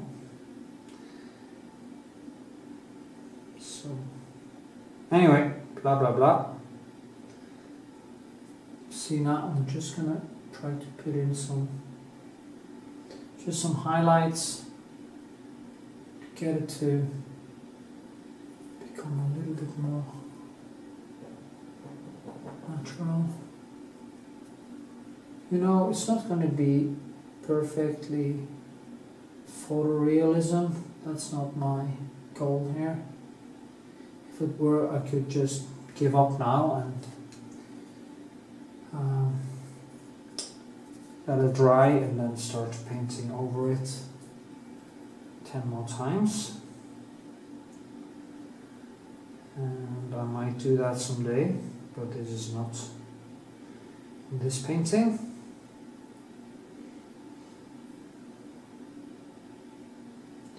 I like this, just pushing paint into it, and then I enhance it by going over it again. Okay.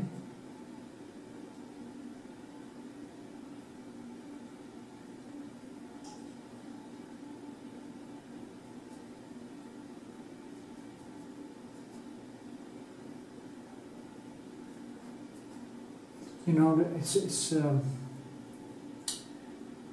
a lot of stuff happening. The lights here. So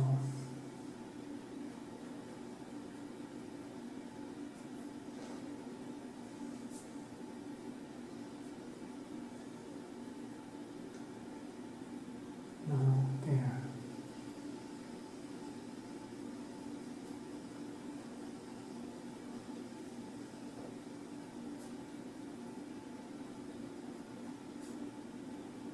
So her knees.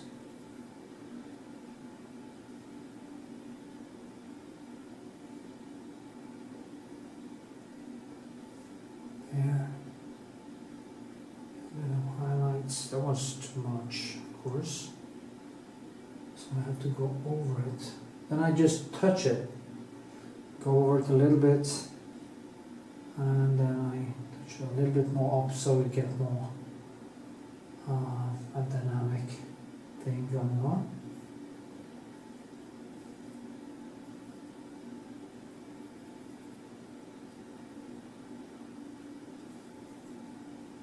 Now I changed my hand. See that? I went from here to here.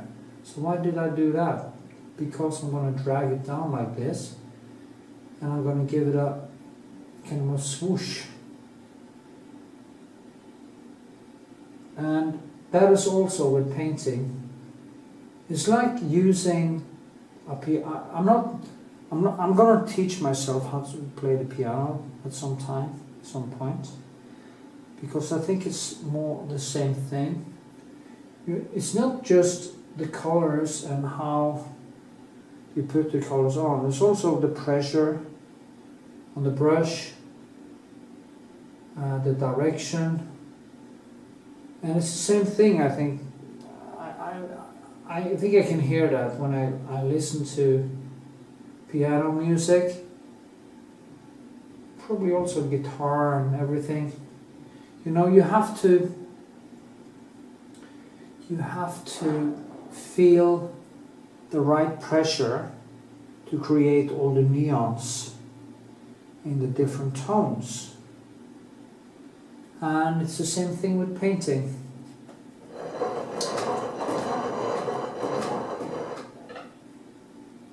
It's nice stuffily, actually. Now you wanna.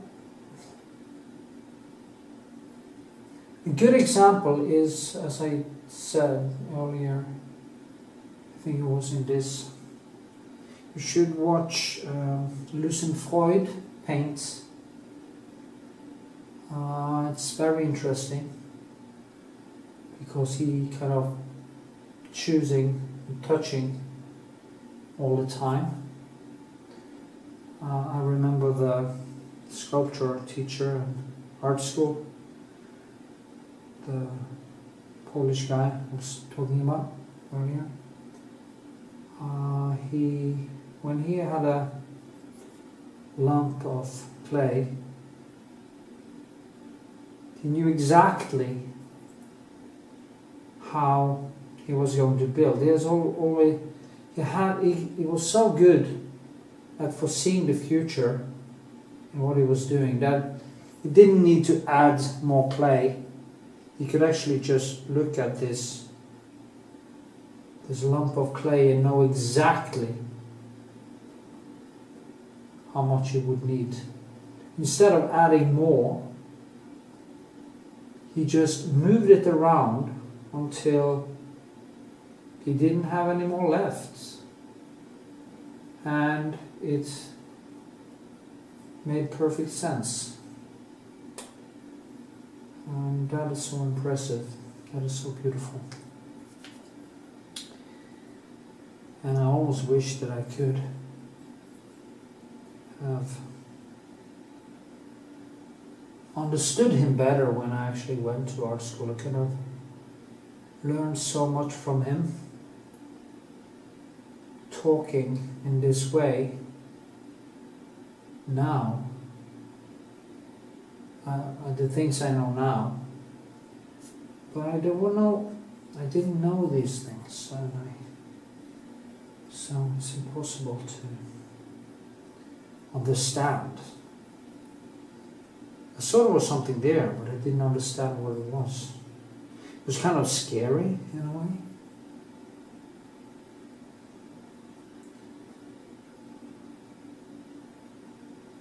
I hate the word in a way, kind of. It's so annoying.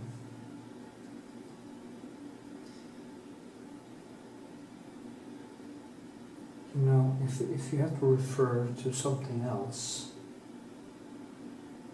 kind of what?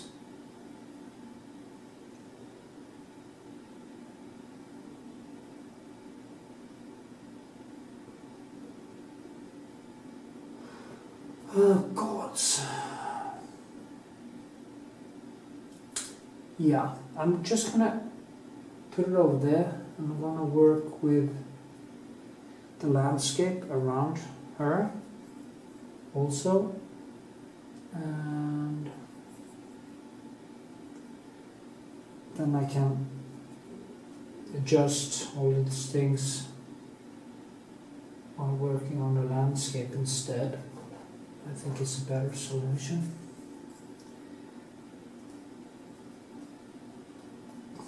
Because the surroundings are very important. So, yeah.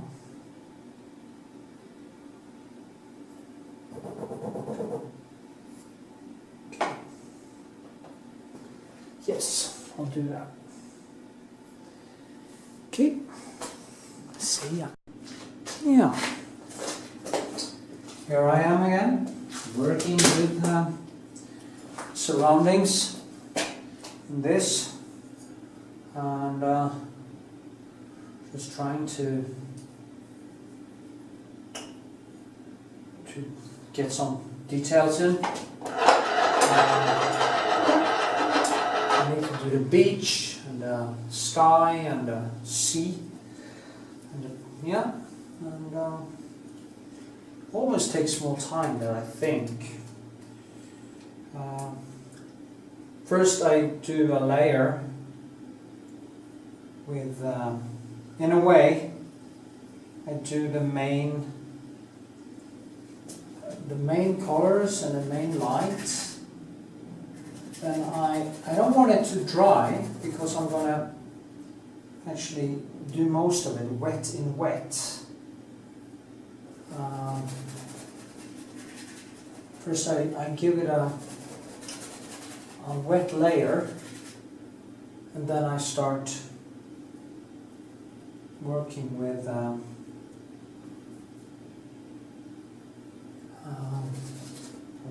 neons after that.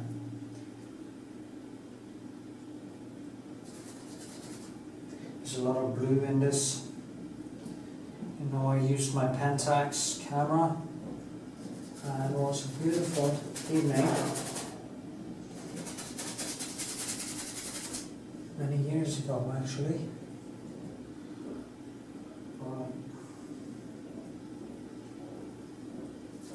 You just have to try to capture these colors. Maybe I should lower the camera a little bit. You see, yeah. So we get a better perspective. Like this. Okay. But don't look too fat. Actually lost a few pounds. I think I lost like 16 maybe. Well, I went down from 84 kilos to about 76. That is not so bad. And I'm gonna lose the last 6 kilos. So I'm looking forward to get my body into shape again.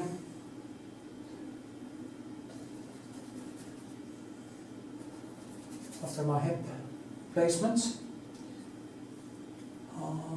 My second hip replacement actually. That's crazy. Now, there is quite white there. There's a lot of light up there, so I'm going to go in and I'm not going to give it so much texture. Actually, the photo is kind of, oh, there I go again, kind of. The photo is, the main focus is the front, so her, and all the other stuff behind there can be a little bit blurry. So I just paint in some light and then I will go over it. I think I may need a couple of days more to do it. At least I'm not going to be able to finish it today, which was the plan. So I just need to call my gallerist and tell them that it will be a little later, as usual. Guess.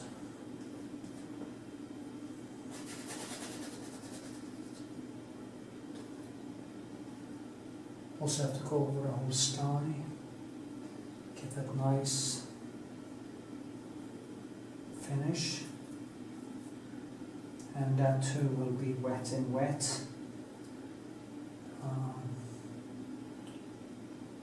And that line here.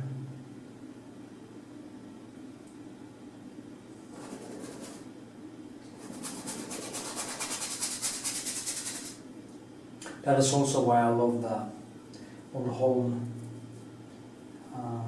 paint, because it has that thickness to it. It makes it really nice working like this. I don't put too much medium into it, but when I keep adding in color like this, when I dip, usually just dip my, you have seen some videos where I use my palette, and you can actually see that most of the time the medium is getting into the paint when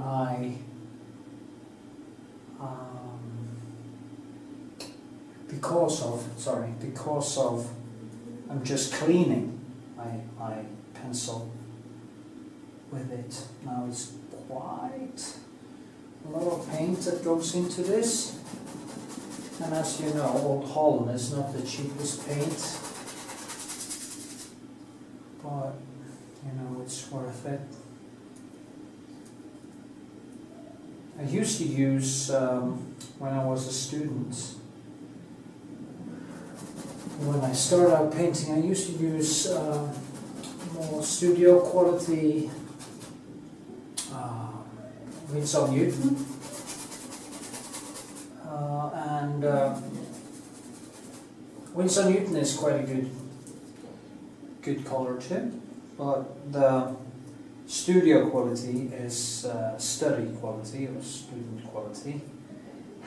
Doesn't have enough pigment in it, and there's no doubt that the quality of the paint has a lot to say, and the amount of pigment in it. So don't let yourself be fooled by buying cheaper paint will actually save you anything. It was just filled up with a lot of filler, not pigment. So, and probably some of it is also synthetic, and you don't want that in your painting. I don't want that in my painting anyway.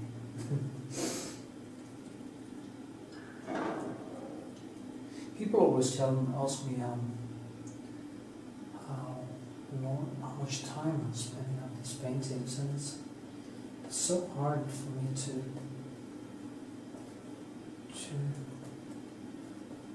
know actually, because I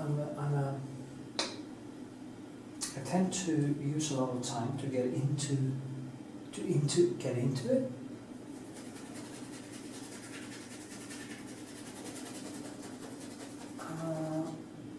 And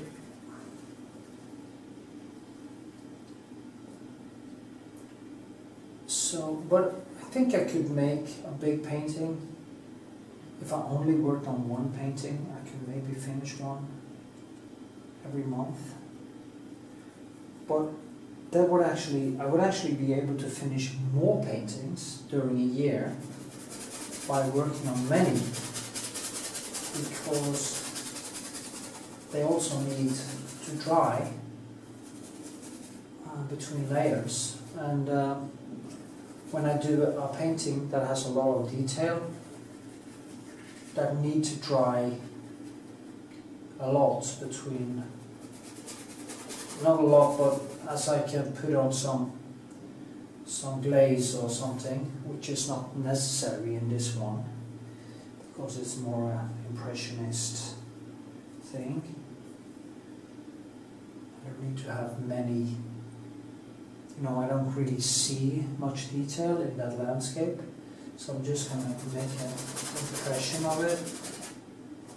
Therefore I don't really need so many overpaints. Thus I would prefer, of course, to have a few more days on it, but I don't, so just have to. I'm going to put in the main layers of the whole thing today, probably be finished in a few hours, and then I'm going to go over it tomorrow, or today actually. It's like 7 in the morning now, and I will probably work until 10 or 11.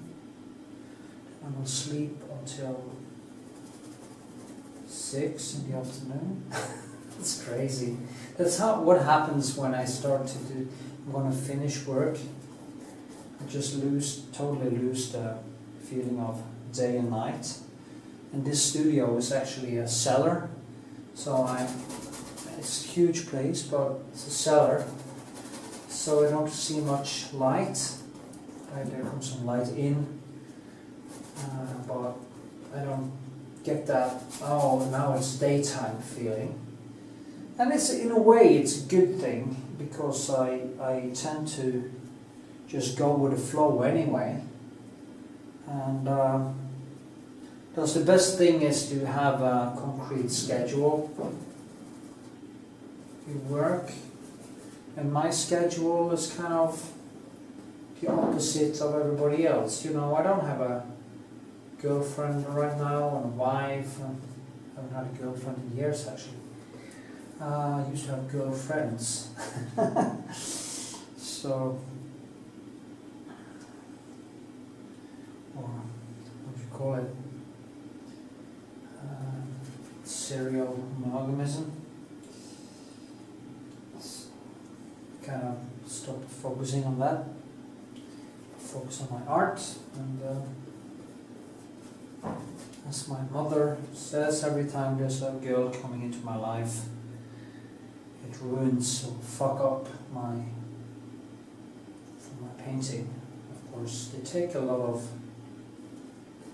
you're always going to have a girl in your life, it takes a lot of time. You have to give her some attention for her to be happy. So, and it can be a lot of stress, especially when you are like me. You are been your own master now for a very long time. You tend to not being able to give away that kind of freedom very easily. Anyway, that was a digression. What I'm doing, as you can see, I'm just going in here, and I also try to, or I don't try, I paint in all directions, but there are some system to it, you know. The sea is this way, this is that way, and there's always some kind of rationality to it. And I try to mix colors. As you see, when I paint more impressionist like that, I try to mix the colors on the canvas. You know, the sea is actually coming in here behind her, and but then when it hits the shore or hits the beach, it's the shore. It becomes more reddish and bluish, and a lot of. And since there are some red here, you have green, and so I just try to give an impression of different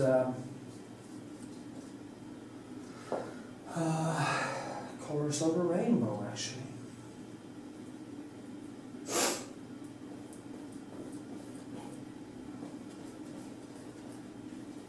It's nice to work with big pencils. I'm going to do some treescapes, just straight up, and that's going to be quite nice. It's going to be a little bit different. So.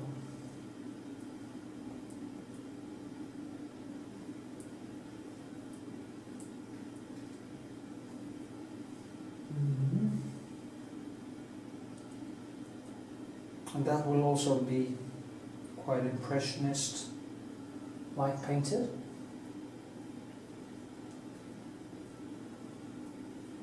Should try to get some more oil into it, because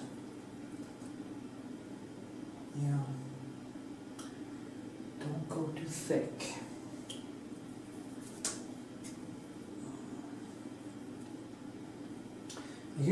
I use basically French ultramarine, cobalt blue, and of course the alzaline, and also I mix in other colors like cadmium red and vermilion, and I try to kind of let them get mixed, as I said, on the canvas. Like I put some red and then I put some green, like here, and I just try to make it come alive by putting all these different colors into one another, so that they can, in a way, compete without being too squeamish.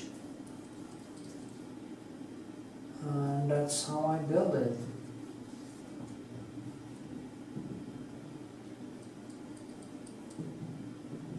So I have to kind of do like this to see how much light, how much color, how much, you know, you don't want it to be, I don't want this to dominate this, so I have to find the right nuance. But that is also, when I've done this groundwork, I will start with smaller pencils and I start to kind of get these things to come together, the green there, the reddish, create more like, create beach here, you know, stuff like that.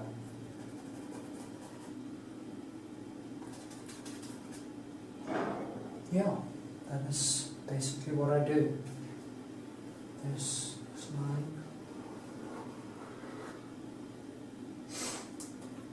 And there's a lot of green here. You know, the beach is coming all the way up here. All the way here. There's a much shadow coming from her down here. So it can be also enhanced. So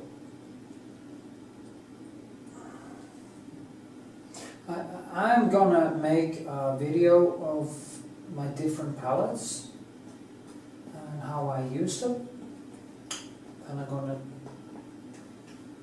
show how also fill palette, how to use how am I working now on the palette when I do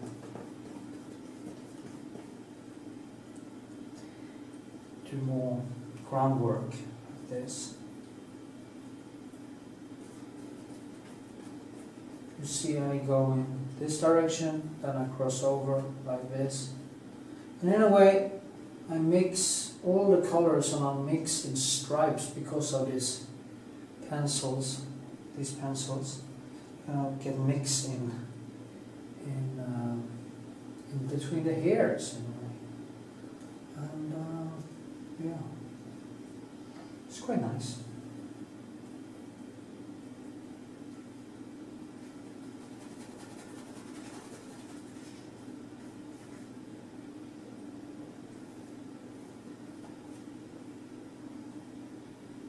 There's a lot of stuff happening here too, so there's a lot of stuff happening in this painting.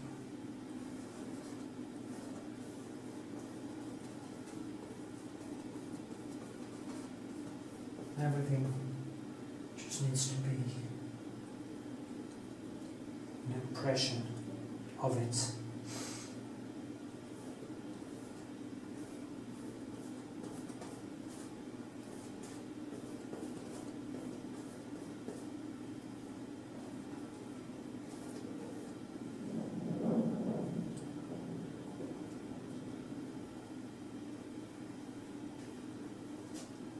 Okay, I'm gonna stop filming for a while. I'm just gonna keep on painting, and I should actually make a video of one of these from the ground up. This is a very old sketch. It's like several years old. It's like 5 years old sketch. Did it many years ago. It's not much actually. 5 years goes like this. Scary, actually. Well, I should show you how I do one from scratch. So, things I'm going to do. It's going to be so much material because I'm taking care of the original film material. I don't know why. It's just going to take so many hard drives. I need to start to actually just delete the original material. At least if there's not paintings, then stuff I know I'm going to use later. But you never know, do you? If maybe someday I can afford paying somebody to make cool videos. You never know.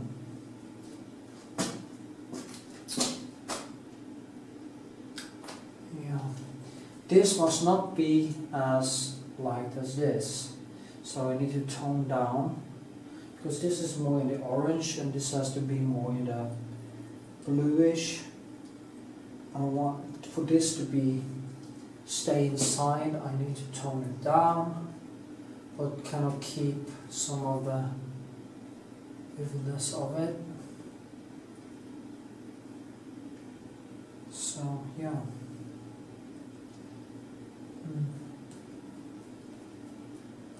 Have to keep it inside. Not too much texture.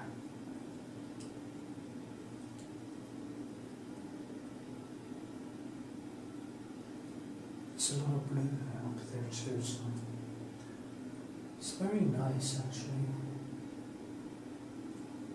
It's from Karmøy, my home Iceland, and this is my daughter. And she was 10, I think, or 9 or 10. 10 probably.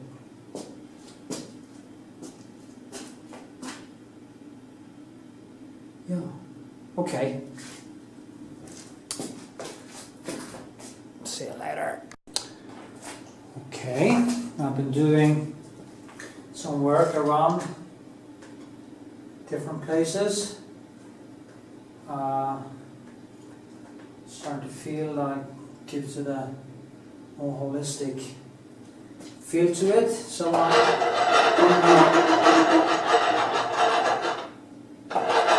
start doing the sky, and I guess I will start over here and just work myself over the whole surface. Now it's going to be darker there. There's a light area here, some clouds and stuff, and you have these buildings, which also is in more in the dark, really. More kind of on the side. Usually I would have put very high textures there, but it's no use because it's. I have to keep it down so this won't compete with this. So yeah, I just start as usual. Tone it down a little bit. It's going to be more bluish or the red tone there, and you come down and it goes over to the more green tones, I guess. Yeah. So these painting, for some they become a little bit too blue. Some really like them very much. So I guess it's different tastes. See, I'm using these. These are actually not the usual pencils I use. It's not the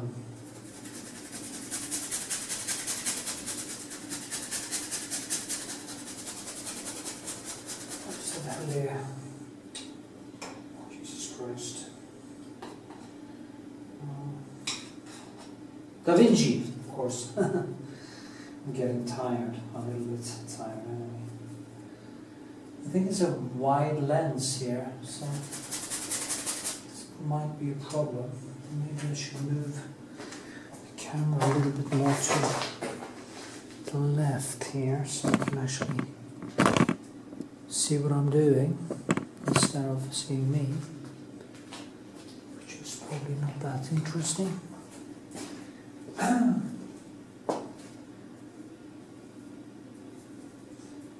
I should stop using a wide lens and using more normal one.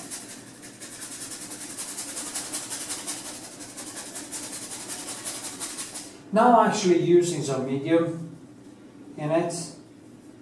I actually dip it a little bit because I want some, I'm going to go over this a few times, so in the beginning I have dip it a little bit, and then I start working or pushing the color into the surface and make it more and more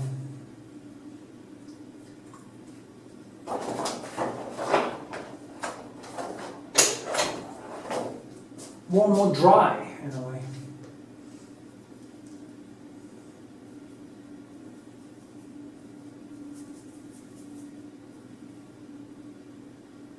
And that is how I anyway. I kind of pushing. You see, now I'll go over it again. And then I will maybe tone it up, tone it down. It's actually better to tone it down and then I bring it up later. And now I used Kapplak, sort of was some reddish up here. So I just push some Kapplak into it. And then I will bring it back up. And now I'm not using medium, because the medium is now already there, and it's not needed. Now when I come down here, it's going to be even more light. So we go in and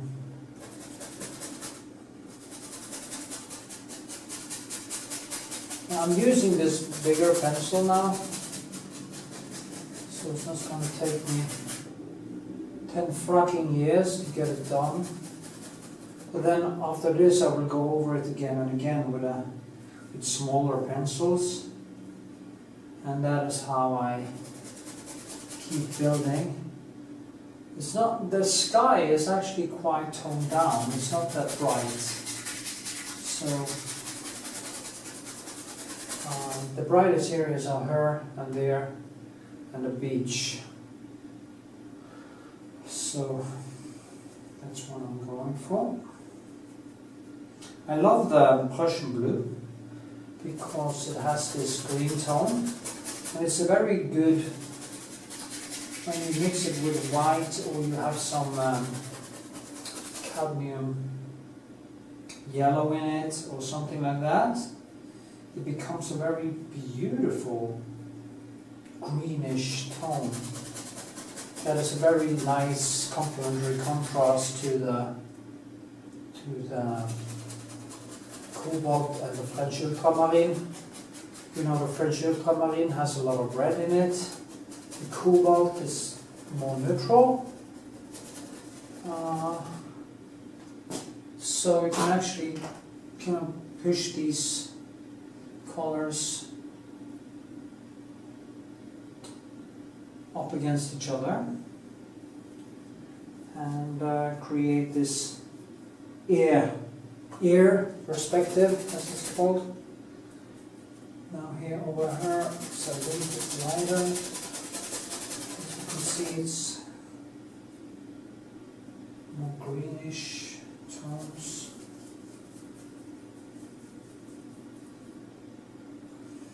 And I'm using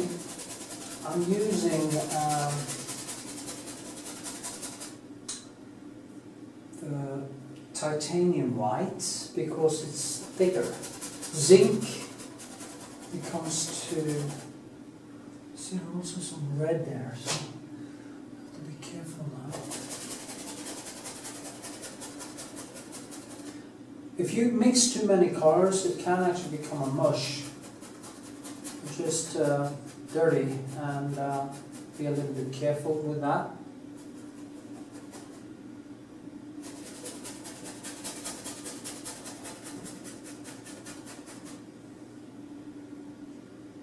And here it becomes more reddish,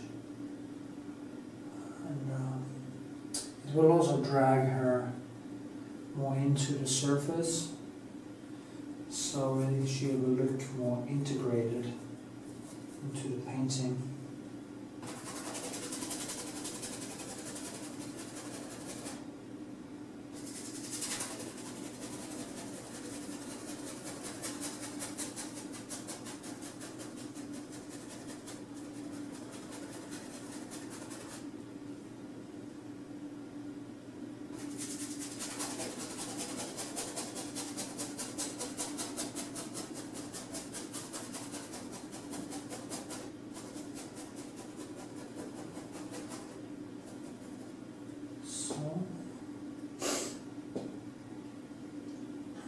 need some more French ultramarine.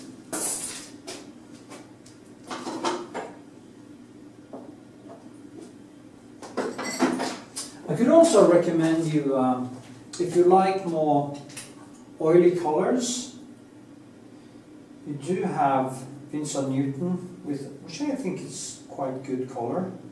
I do prefer the Old Holland, but you also have one called Michael Harding, which I also find to be quite nice. It kind of reminds you more of Winsor Newton, the same same thickness. Sorry, it's not always easy to speak English. You know how I love doing this. It put me into that dance flow, and that is. I'm so glad today I'm just pain-free. Of course, I hurt a little bit in my right foot still, the one that is operated on, but the one I have operated now I really start to feel good. I can actually feel I have operated 8 weeks ago and got a full hip replacement. When I do heavier squats and do training, especially, I can't do any kicking yet, and that will probably take a long time until I can stand and kick high like I used to. But I know it's possible, and I'm going to do it. So, and the good thing about having these hips is there's no resistance. I mean, at my age, 51, it usually starts to get problems with the hip. My master or my trainer, Said Mohammadi, he is 54. He still kicks very high and very good technique. But he also started to get some problem with his hip sunken a little bit together and stuff. But if you get the hip replacement and it's really good, you can actually get really back to because it's actually the hips that very often makes you stiff because of the cartilage and that. And of course, I have to be a little bit careful so I don't get any dislocation or anything like that. But the point is, I can actually feel. I can now stand for hours and do my work without feeling the pain I used to do like for 4 years now. In the end, I almost couldn't walk, so that was horrible. But now I start to feel good, and I'm looking forward to my next operation in a couple of months, and I can really start rebuilding this body. I'm going to lose the rest of my weight, fat, and get my muscle, and start to feel good. Yeah. This is like dancing to me. It's like being on the dance floor. It's like, it's just. And I could do that. I used to do that before. I went out dancing for hours. It was totally limitless. You know, you have such talent, some people tell me, but what I have talent for is hard work. It's stamina and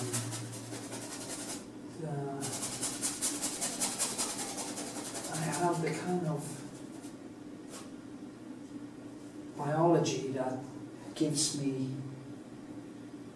a very high pain threshold, and so now I start to put in some. This is kraplak, and it gives a very nice blue, violet almost color compared to the green. And that is how I build it. Yeah. I'm burning through a lot of color now.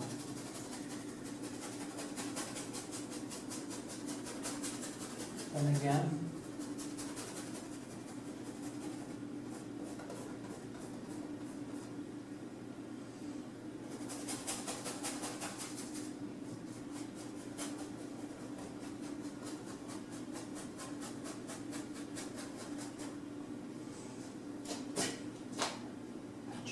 this. So great. I'm so privileged to be able to make a living doing this.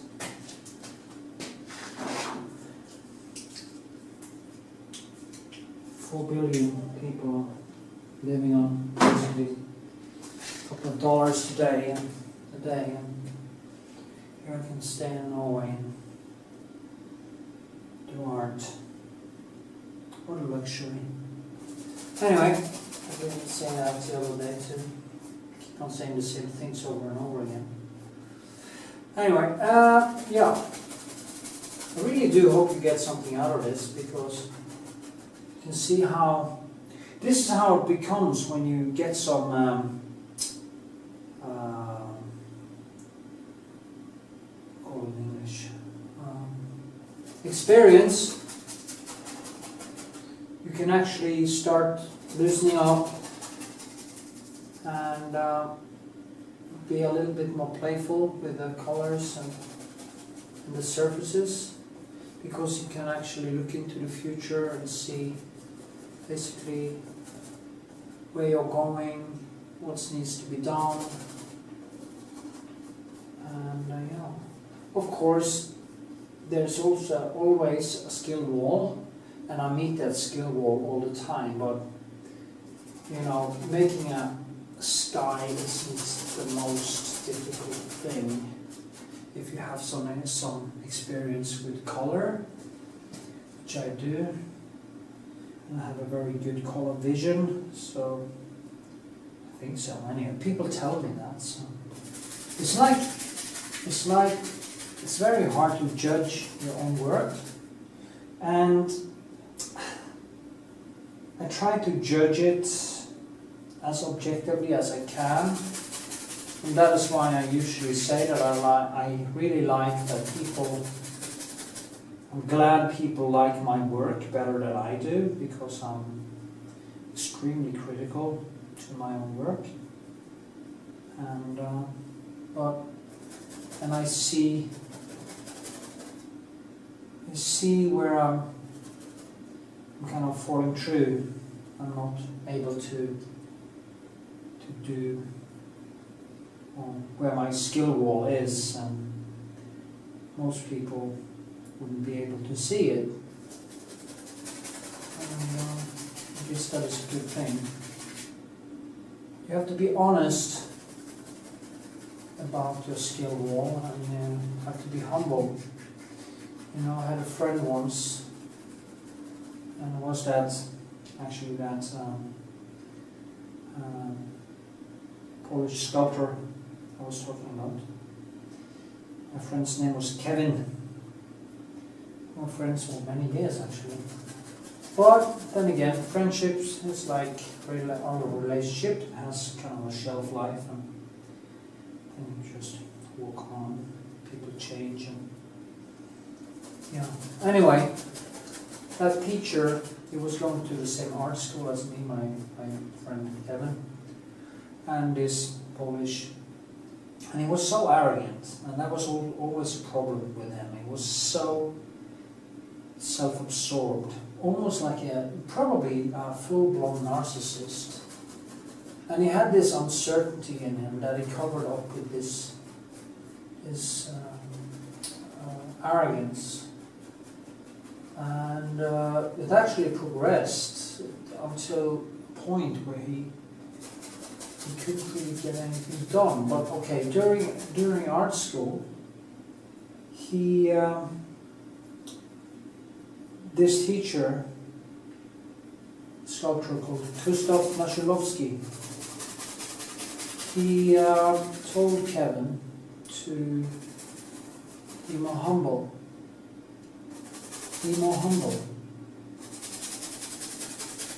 And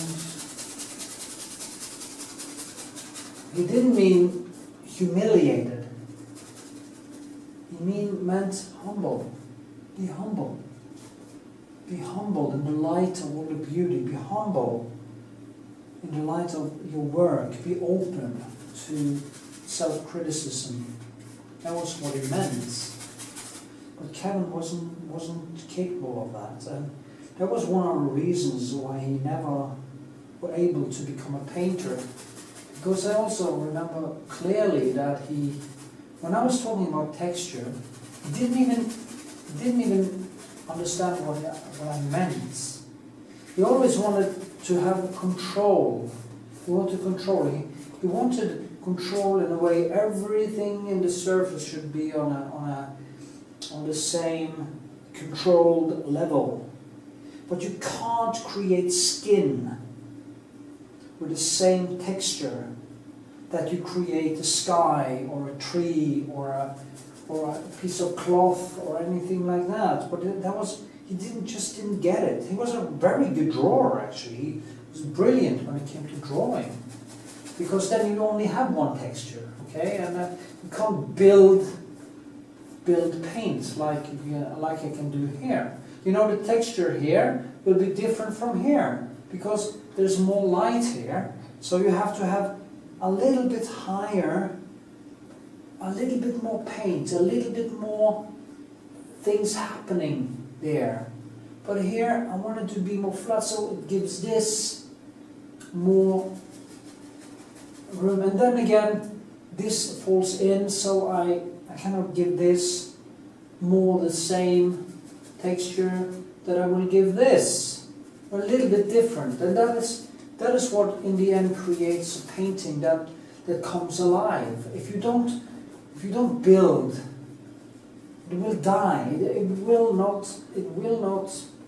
Actually, his sketches were always good, but he couldn't finish it. And I've seen this in many artists that tries. They are making these very nice sketches, but they aren't able to finish it because they don't understand that it's the texture. It's also the texture and also setting colors in contrast to one another. But it's, as I say, it is all about texture. There is some cloud here that goes through here, and it comes out here, and kind of goes a little bit here. And of course, it's not a very clear cloud, but it's there. So I give that touch, a little bit more texture, a little bit different way to move the brush, and this thing appears. I hope I'm explaining this to you in a good way. I wish people commented so I knew if they... But people give me quite good feedback on how I explain stuff. And I really take pleasure in giving people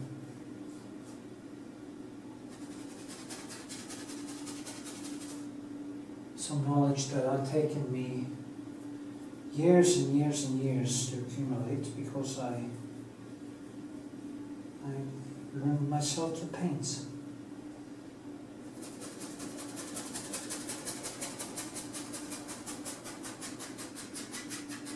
There has been people who inspired me, of course. You have to learn from someone, you know. You have to learn from history. It's like a Norwegian author. What's his name again?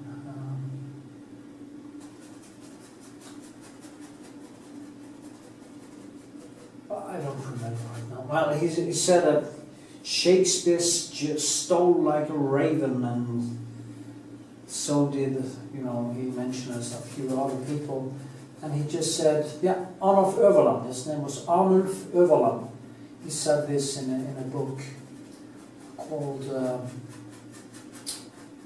Words in Alvor, okay, to the Norwegian people, something like that, in 1936 actually. He said that you have to learn from somebody, and you shouldn't be ashamed of actually acknowledge the fact that you learn from someone, living or dead people, like that sculptor in art school who didn't necessarily teach me so much technique, because he didn't. I wouldn't understand what he was talking about back then anyway, because he was on such a high level. But he started this. He was one of the people who started this mental change, this mental journey, which is basically equally important, or maybe even more important, because if you can open up your mind and open up your and set yourself free and try to become self-critical and stuff, you start to see even brushstrokes in a better way, in a more real way. Yeah. So, the mind, if you're a smug arsehole who is self-absorbed and you think you are basically God's gift to humanity, I guess your paintings will probably have this feeling of unfreedom in them. And I've seen painters who are really, really good, way better than me, but you're so closed in, it's so controlled, it's so, or lose this beauty of being human. It's so tied up, but it's good, objectively good. It's very good. I have a friend called Leandro, and he has both. He's very technically good, brilliant, and I'm trying to make him create a YouTube channel, because I would like him to get his work out there. Maybe I should put a link down under this video to his website, so you can actually see for yourself. He's brilliant, but he's way too humble, and I wish he could just get his stuff out there, because he's a modern Vermeer actually. And yeah, it's really beautiful work. Anyway, I hope he will actually start a YouTube channel, because he's also making his own oils, and he's brilliant on 3D. He is actually making he has a dream of making a sports car, which he would probably succeed with, because he's the type that can actually succeed with anything he puts his mind to. He's just brilliant. And he also makes his own oils to the paints. He knows everything about the old recipes and old techniques, and he could give so much to the world, and at the same time get his art more recognized internationally. So I'm gonna pester him until he starts. And the good thing with him, he will probably become brilliant in making really cool videos too, because he's the kind of guy who can really go deep. And he's more like an introvert. He's not an extrovert personality like me, but he's extremely focused on the things he puts his mind to. Anyway, yeah, I don't know when start talking about that. But you see, it's easier for me to talk when I'm doing this kind of work. When I'm doing this kind of work, I'm in the dance, and my speech becomes way more fluid. I noticed that myself, actually. Anyway, I have shown you enough now. I'm gonna do this, finish this, and I'm gonna do this. I'm gonna show you what I do when I do this. So, yeah. Okay. Okay. I've done much of the sky now. Now I will do this line here with the houses and stuff here, which be a little bit more difficult. And now it's like 11 in the morning, so I guess I'm going to have a nice sleep when I'm done. I need to call my gallerist and tell him that this painting does not come today, but tomorrow, because I need to do some adjustments tomorrow, and see the houses. It's a little bit more difficult stuff because I need to place stuff, place the houses where they are supposed to be.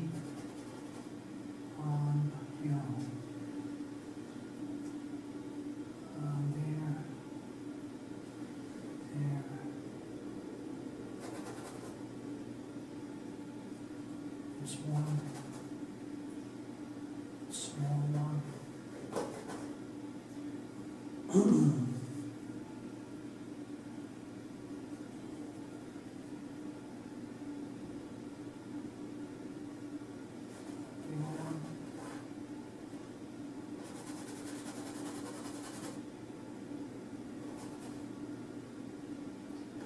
It doesn't have to be that correct, really, or detailed, I mean.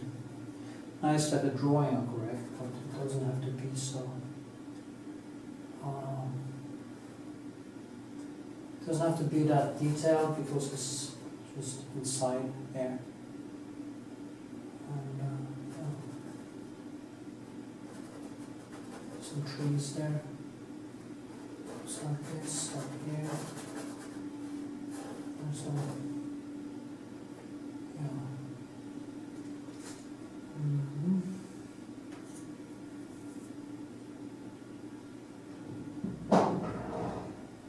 Oh, my neighbor is starting to make his noises again. It's fun.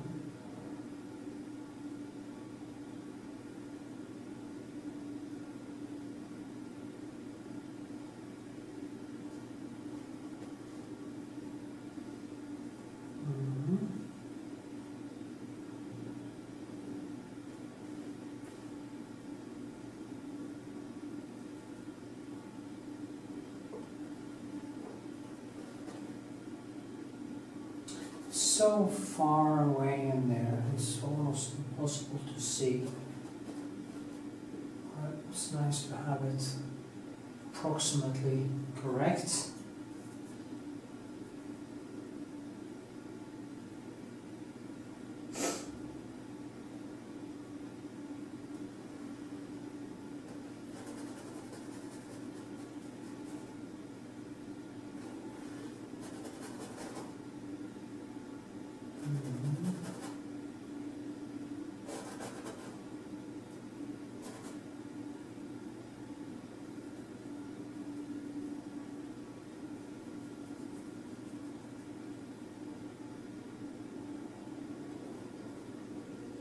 Some roofs here, red roofs. Here's some light, sunlight, it's evening light. it kind of hits.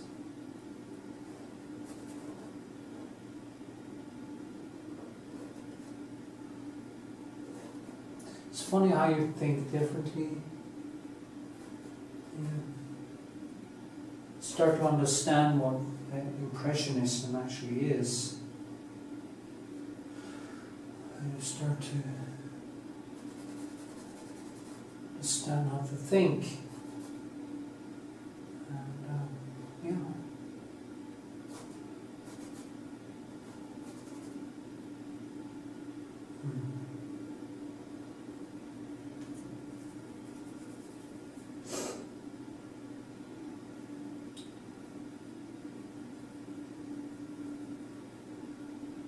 Nice greens over here.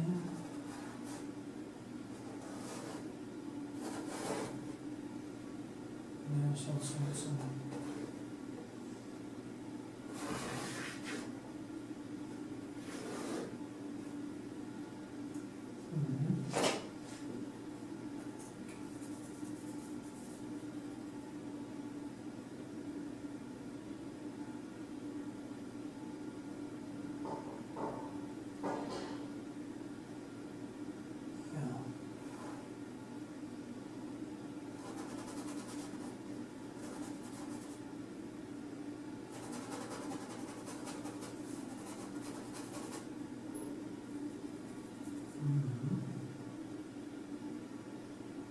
Actually goes all the way up here, and then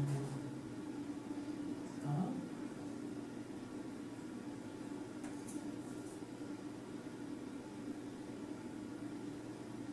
And beach, the beach. I've been painting this beach so many times now, it's starting to almost become funny. But you know, actually, I did one beautiful picture series of her when she was 15 in Karmøy. Actually, I'm doing it. I have a big, the same size as this, just square. That I'm doing. It's just called the cloud. It's also going to be very nice. This was a sketch I'm going to finish soon. I may even have a customer for it, so it might be a good thing.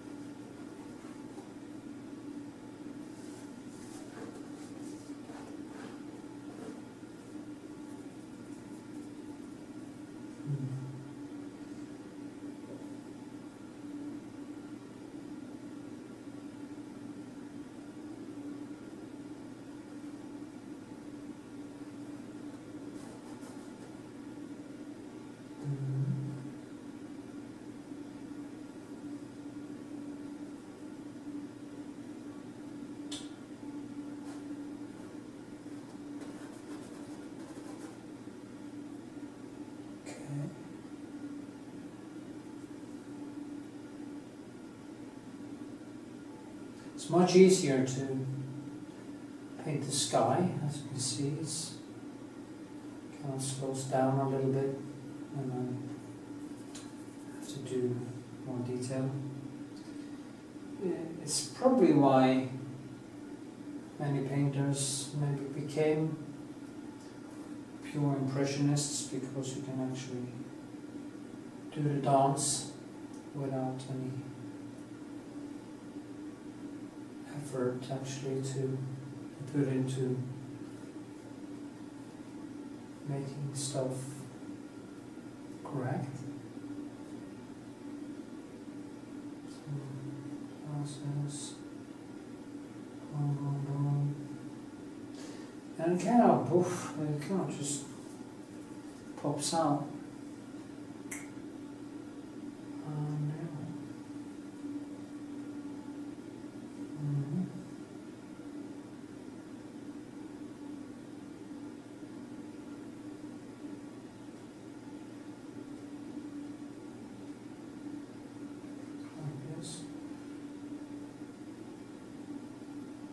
Turn that.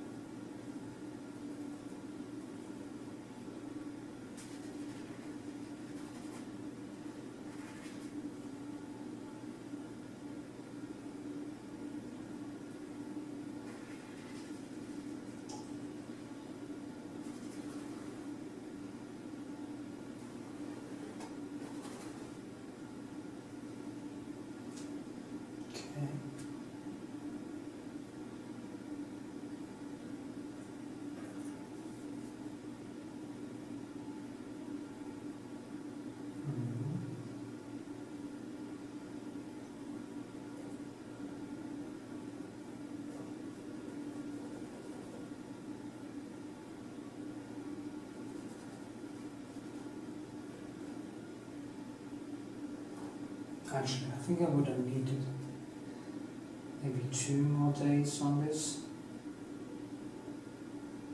Not sure. But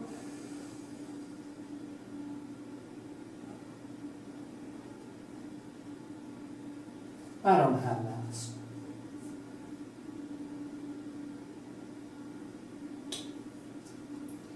Okay.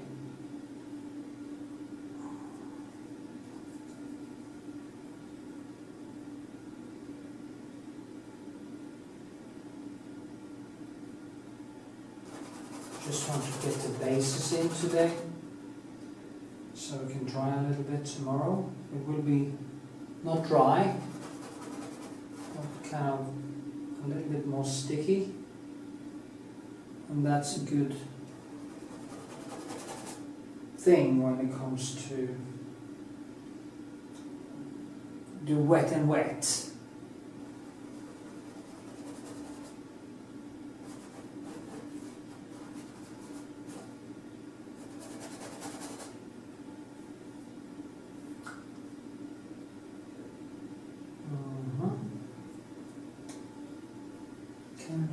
Medium brush.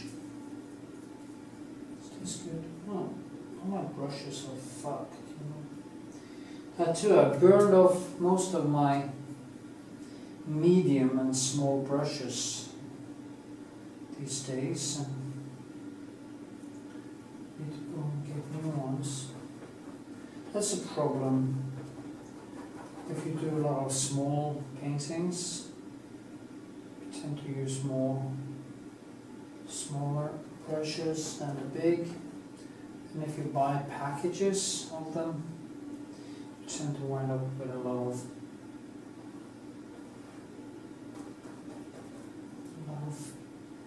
small brushes, not big brushes. Not too small ones. And we need some medium.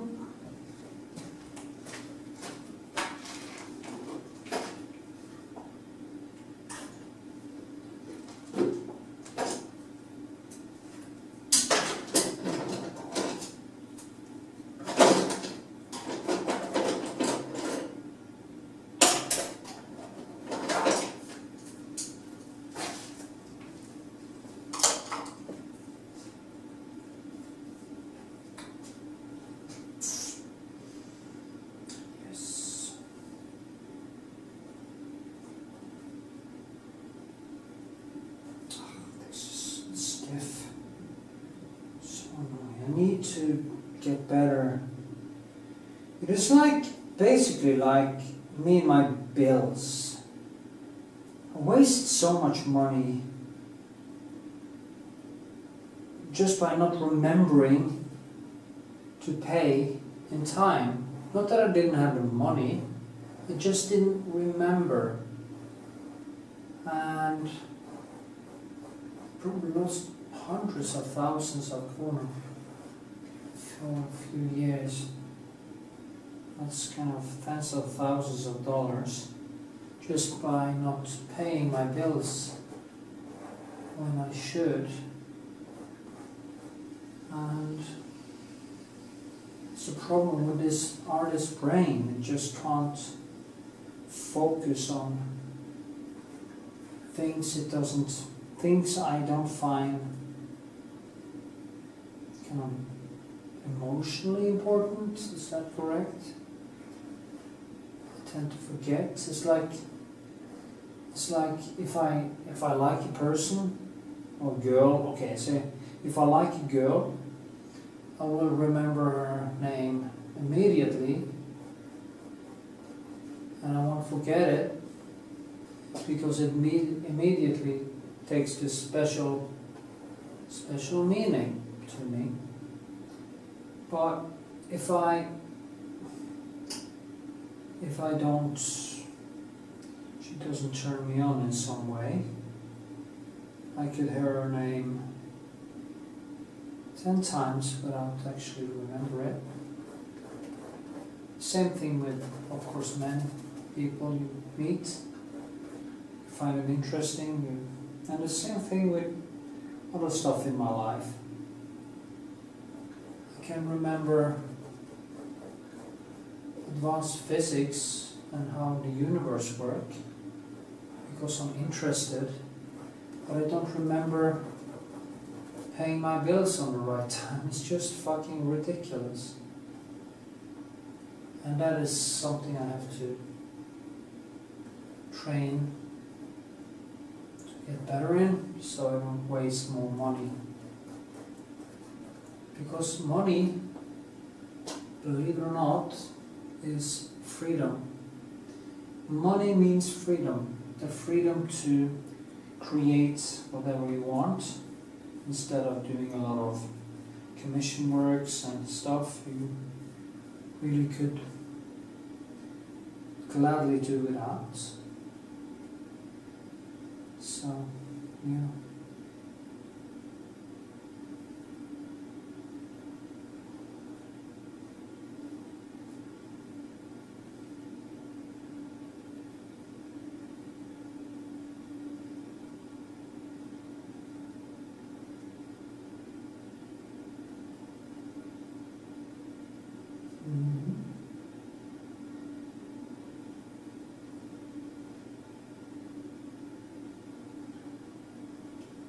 See how I'm working very impressionist now. It's kind of just going to be some houses behind there.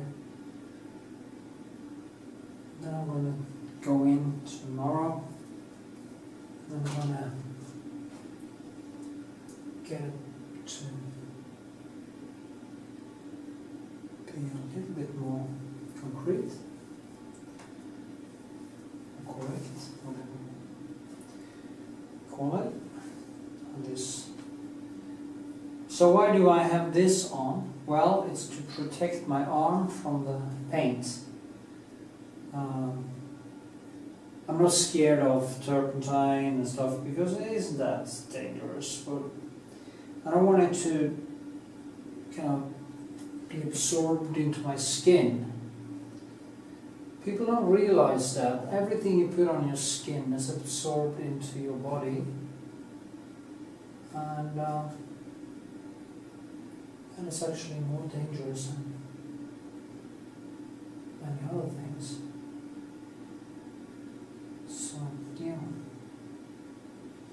I used to, in the beginning when I was painting, and I could stand around for hours on end and just fighting the same battle over and over again without getting anywhere because of my skill wall. But I remember I had this tattoo because I didn't use this kind of skin stuff from cow. I didn't use that, and I got in a way almost a tattoo on my arm here. Kind of greyish, kind of mushy colours that had been absorbed into the skin. And it took a while when I started to protect my arm. It actually took a while before it disappeared. I mean, that couldn't possibly be healthy in any way.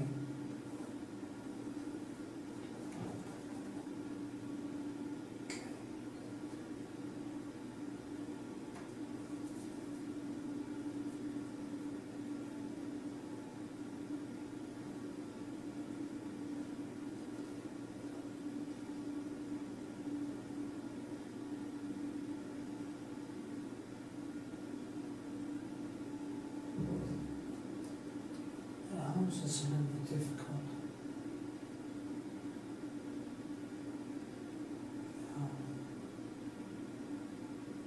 Well,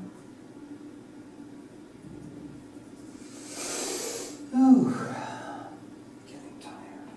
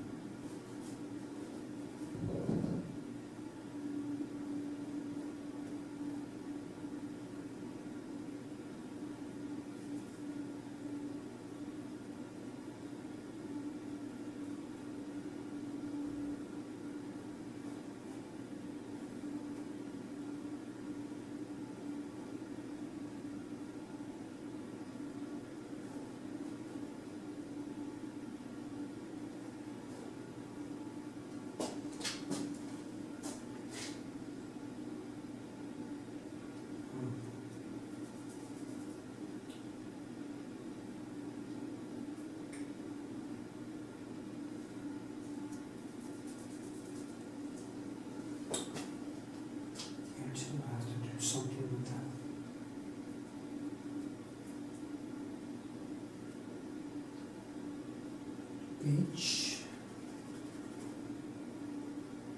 I'll tone it down a little bit.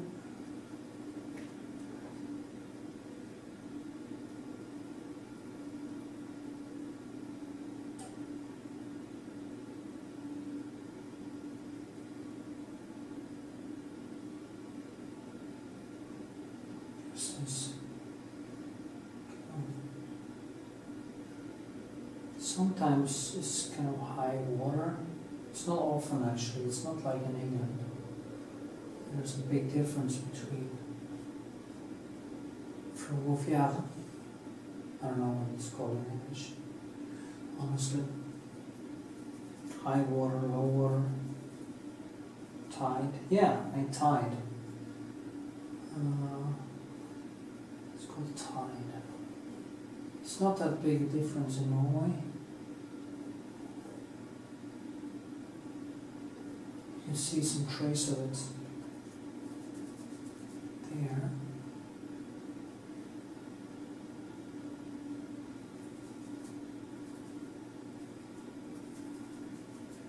If I can put in 12 hours tomorrow, then I'm going to be good.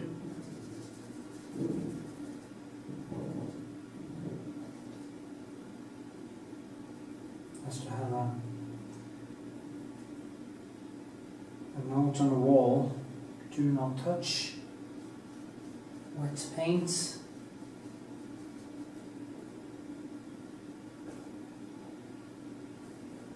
I actually sold a version of this a while, actually 2 years ago. I actually also did a video of that, which is on my YouTube channel. Link to it in this one.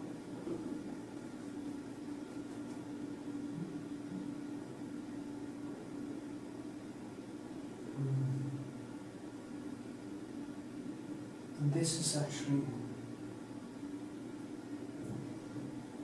it's the way she looks out. It's quite nice, and I wouldn't be surprised if he actually sells this quite easily.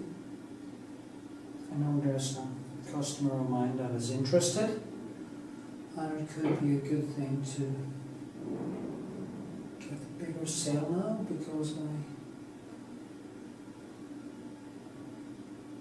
I have some debts to get rid of, and that is one of my first priorities now, paying down everything, even my studio here. The faster I can pay it down, the freer I am. Also, the value of it has doubled since I moved in or bought it. So if I should choose to sell now, I'll actually really come out on top. It's not that I'm going to do that, but you never know.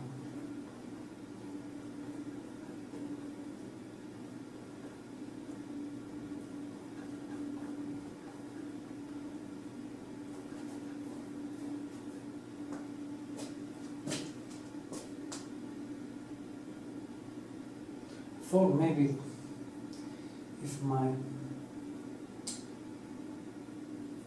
to say it, but if my father had died or something,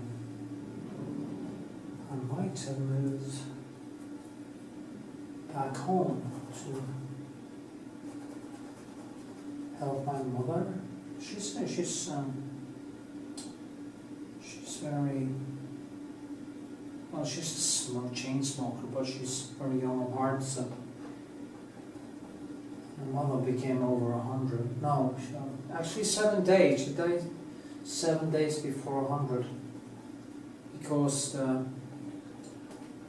they gave her some medicines that they shouldn't have done. Yeah, that was a shame. She was looking forward to her 100-year birthday. My mother has been smoking all of her life, and I don't expect her to last that long. I think I would, if one of them died, I think I would have moved back to my home Iceland and work from there, or traveling more instead, maybe. I don't know. See what happens.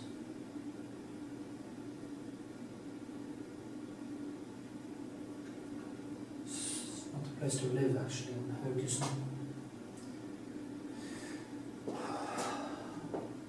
And I'm getting old too, so older. I mean.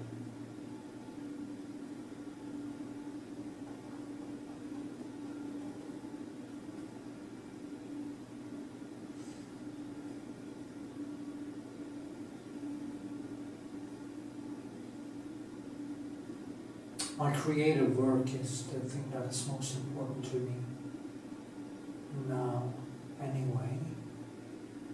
It is my life. It's what I have left in a way. And that's good.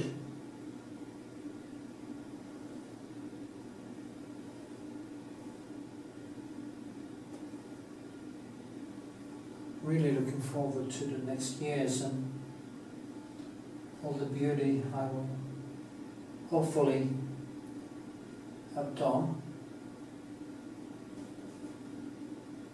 until the end. You now listen here that I must concentrate more, so it tones down the talkative voice inside my head. Funny how it works. Need to tone it down. Do you get this? No. So.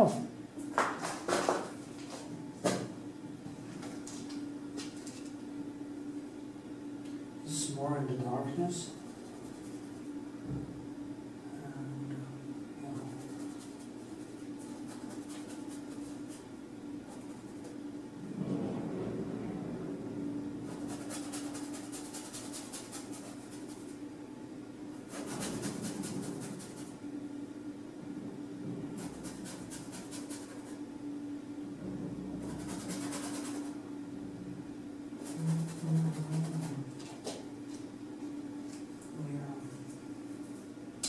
Now the sky behind here is very toned down,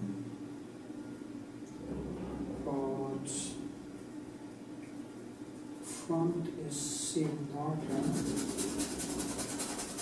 So we'll do like this.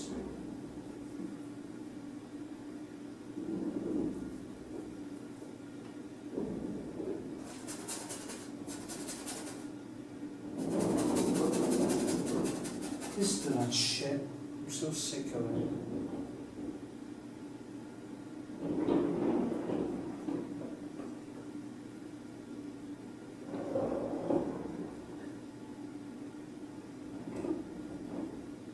And the funny thing, when he's moving these things in the store, you can't really hear it that well. You hear it better here.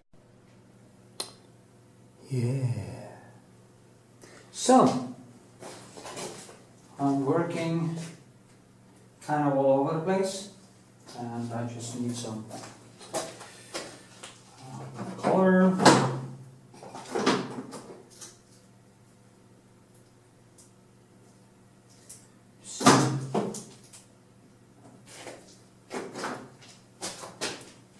Yeah.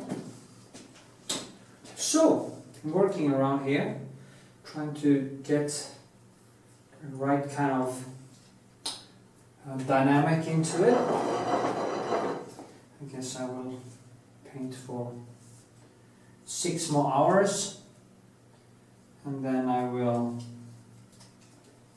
send it to my gallerist wet as usual, but that's how it is. That's how it is being my gallerist. see. Yeah. Now I need to tone down. It's hard to say actually. But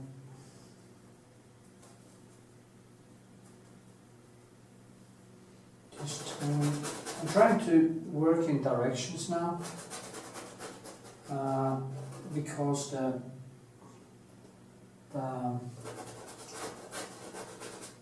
shape of the beach is of course not like this, but it's like this. And,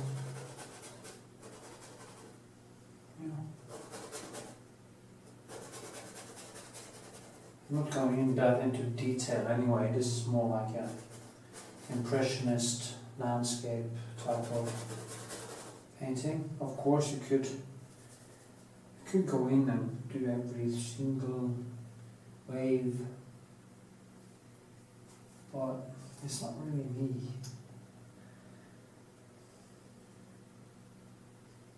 Maybe I should try it once. I saw this documentary, this talk about evolving the skills. They used to believe that it's only to kind of keep repeating stuff long enough and you will get better. Of course there are a little bit of truth to that, but it's actually a little bit more complex. You have to push also your skill wall, as I've been talking about skill wall a lot. So you have to push yourself past that. And it made me think about an American friend of mine, painter. And he didn't want to go further. He didn't want to try because I'm not good enough and therefore I will not try this and that. And that is the wrong way to go about. I remember myself when I was a young artist, a young aspiring painter. I started on these huge, massive projects that I couldn't possibly make happen. And even my teachers in art school told me to slow down and do something more manageable. But that would be the totally wrong way to go, because I would never push that wall.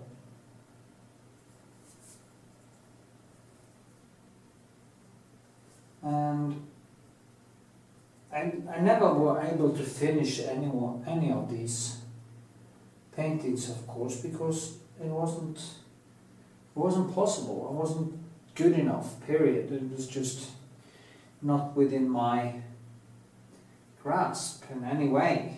And but I kept on trying, and that is why I say, don't be afraid of not succeeding, because when you start to become a painter, an artist, I mean, if you're an honest person, success will basically elude you for the rest of your life. I mean, when it comes to your painting, how it becomes economically, there are many factors that can affect that. There are artists that are very successful economically because they found the right gallerists and the right people to promote their art. And there are very good artists, and they are not necessarily the best artists. They just happen to have people who saw the potential to push it, and they did it. What the different motives are, I don't know. Maybe they actually like it. Maybe they are lying.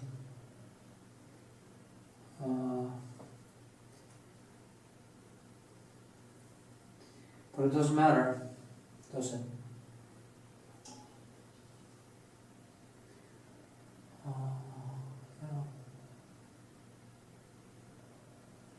Anyway. Yeah, so what I did now, I stepped into a trap. So I took, that was a trap. That is what I plan to do the last, okay? Because I have to tone everything around it first. So.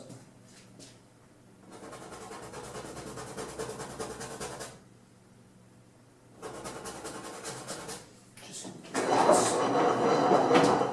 it's nice to have one of these wheels. Alright, so you just kind of push it up and down quite easily.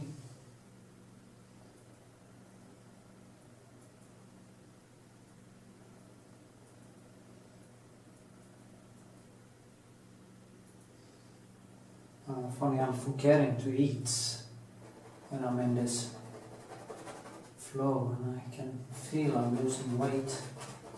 I'm also in ketosis, so I don't eat any carbs, almost no carbs. So I'm on low fat burning regime, and it really feels great. My head is clear. There's no insulin spikes or anything. It's just flow.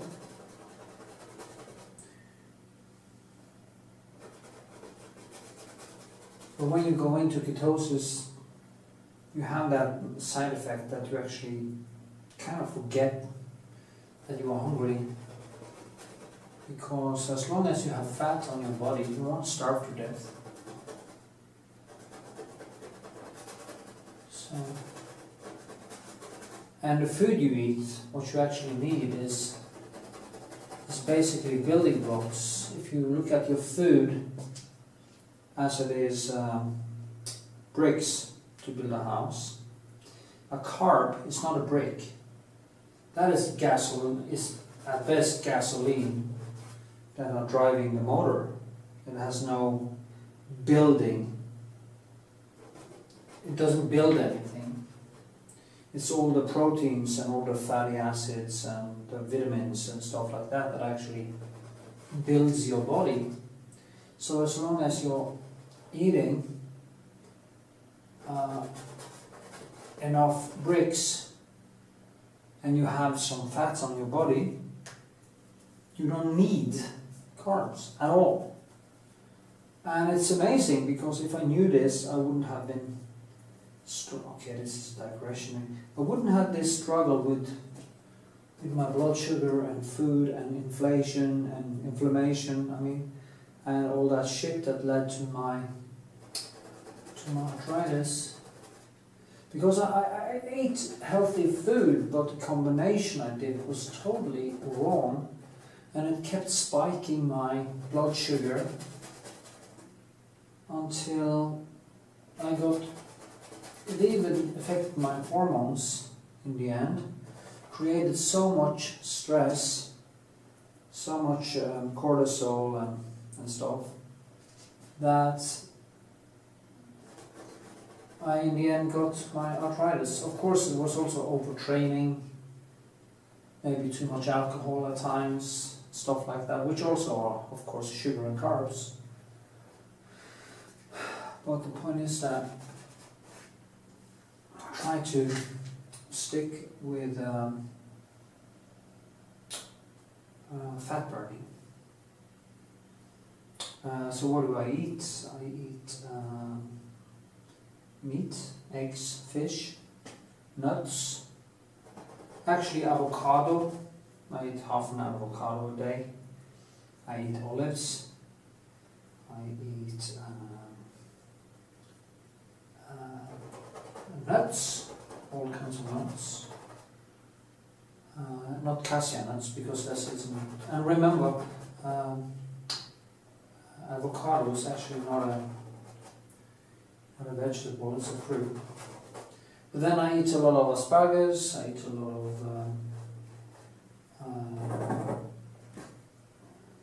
broccoli, and other greens,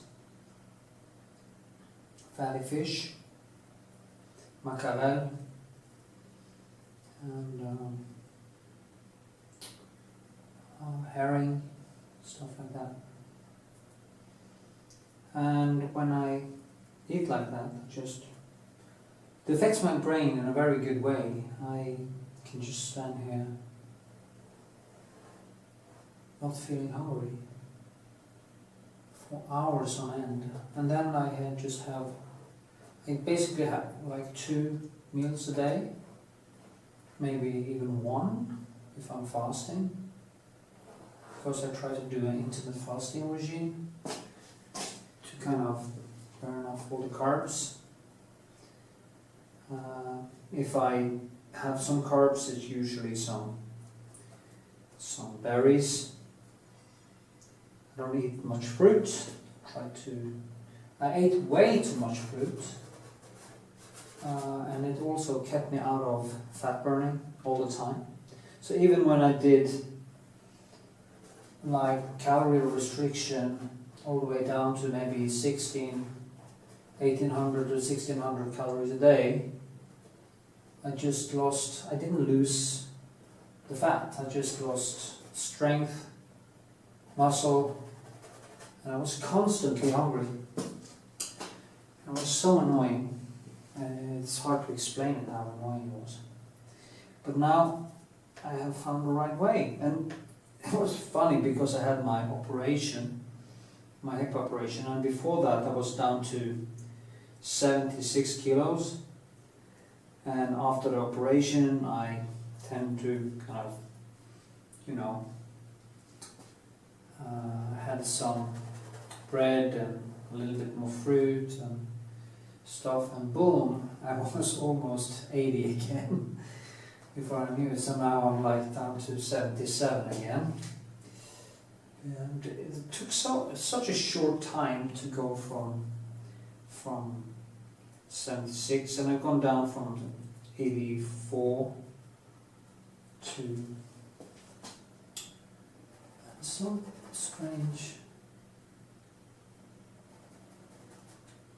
Then it took this short time to just lose it again. That's a shadow coming from her.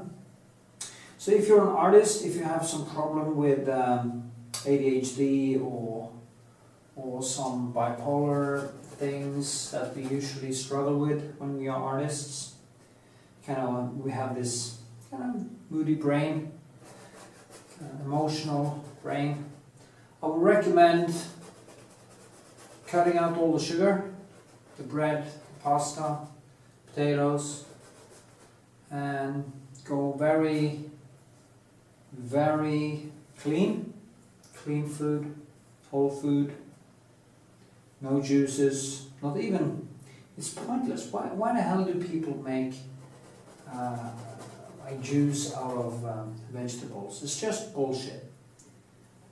Eat the whole thing. You get all the fiber and stuff like that. Oh, I'm going to juice this, I'm going to juice that. Oh, I'm juicing.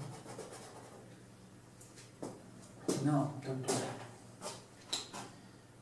Anyway, I wish I could stick on the topic painting. I'm so sorry. No wonder my channel doesn't have that many views. I'm not able to stick on topic. I want to start doing videos that only talk about painting. Only painting. Then I get bored, and then my mind starts wandering, and I start talking about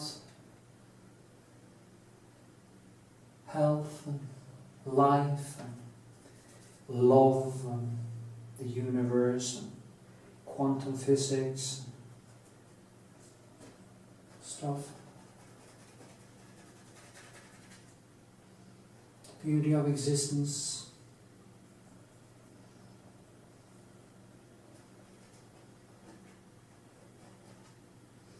this strange short blip of consciousness in a vast infinite universe. Multiverse, probably. Here I am. Putting some fucking paint on the canvas. Damn.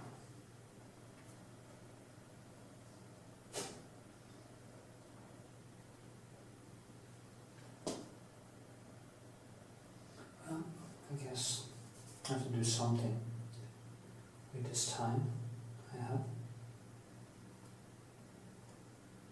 It's funny, sometimes I see people have died and I think, wow, lucky bastard, you know. Doesn't have to do this bullshit anymore.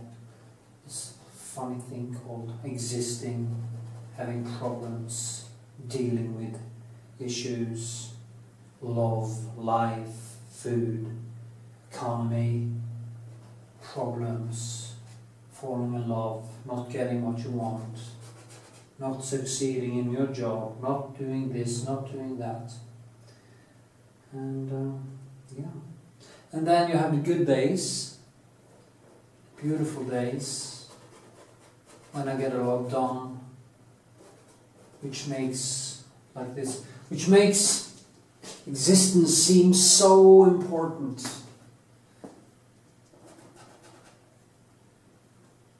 And yeah.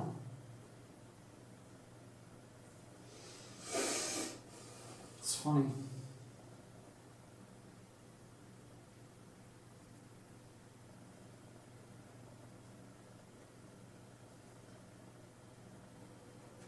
Even if you're just a hobby, thinking about having painting as a hobby, do it. Just find that inner peace.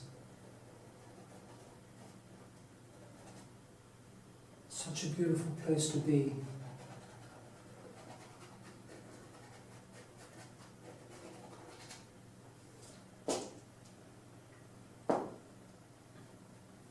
Also fucking horrible, actually. But that is how it is, I guess. Let's see. That's a shadow, as you now probably get. And I think I got the right angle now. It's very important to get the right angle on the shadow. It will seem very strange. Very strange indeed. Indeed. Okay, let's do some clouds here. Like this. Yeah. And motif. Now I have to drag out some. Oh, it's so dirty now, it's red. I was working on the foot for a long time and it almost drove me nuts because I couldn't really find the right. And when I did find it, I kept on screwing it up over and over and over again. And that's the thing about painting. It's the same stuff every time, really. Come to a point and you slam into the same problems again and again. It's so annoying. You see, just gonna. It's so much easier when you get started and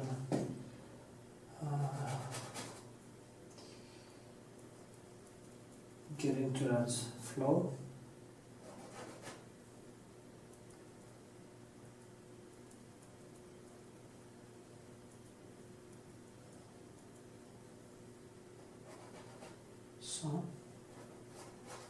So I'm going to do some houses. Now I can, two ways you can do it. I can actually just enhance the sky, and I let some stuff stay there, go over it like this, and I make a cloud that way. So I just let this, and then I go over it and shape it a little bit more after a while.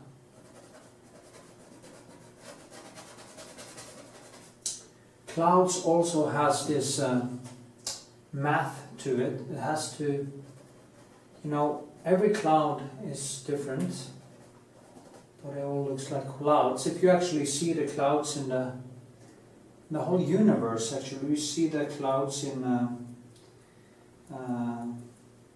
stellar nurseries. Same thing, same shapes as in on Earth, because the laws of nature are creating the same patterns all over the universe. So you get the same shapes, but no one, you probably have universes of time to get to clouds that are exactly the same. I don't think even it is possible, probably mathematically possible, but not really.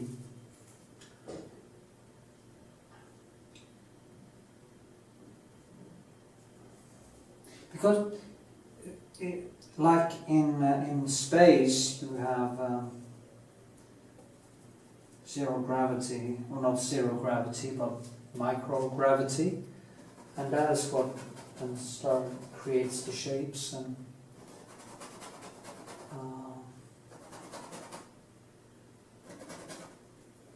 of course explosions and gravity waves. You know, if we had or we actually had that happening.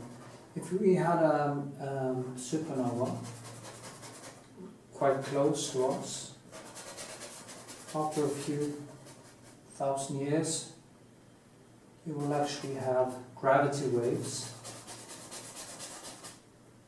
hitting the Kepler belt, or the asteroid belt around the solar system, and it would actually throw stones into the solar system, and we will get a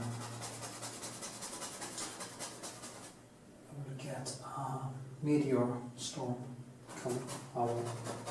Like when the dinosaurs got extinct. That is one of the theories, that it actually was a supernova explosion that sent over time a barrage of debris.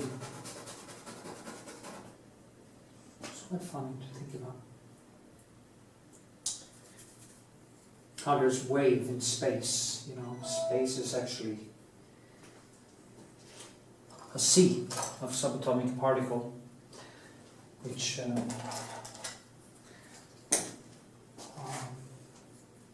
gravity creates, or explosions creates waves.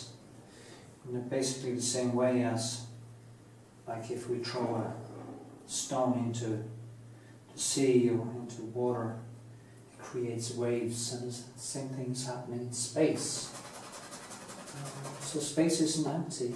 It's full of subatomic particles that energy and stuff that can actually be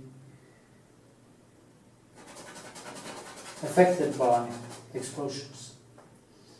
That's crazy. So space itself, you change space, curve space, and then you get all these shapes. That's why we see these beautiful nebulas and stellar nurseries. Yeah, stars are created and flung it into the universe, into the galaxies. And that's basically the same forces that creates clouds. So science is beautiful. It's way more beautiful than art.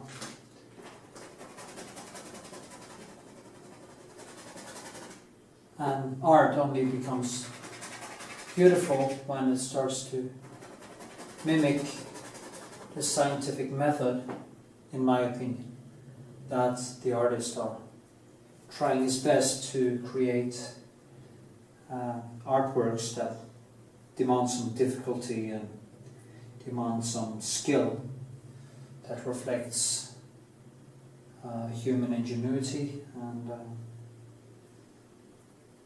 willpower, the best of us.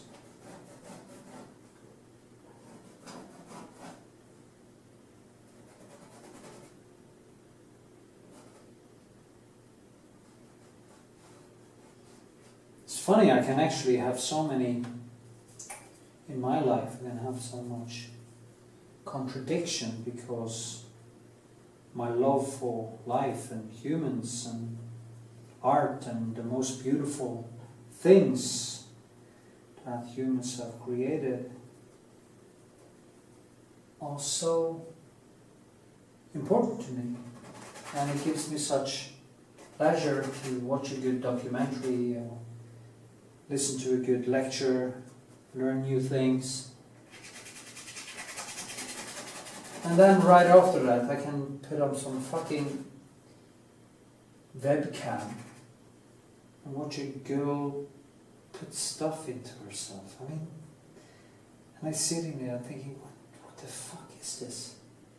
It's not against the girl. Oh, girl, she needs to earn her money and stuff like that. But and I don't even pay for it because I just watch it for free. And it's so sad that we humans are so ridiculously weak, actually contradict ourselves so much. And for me it's even a bigger contradiction because I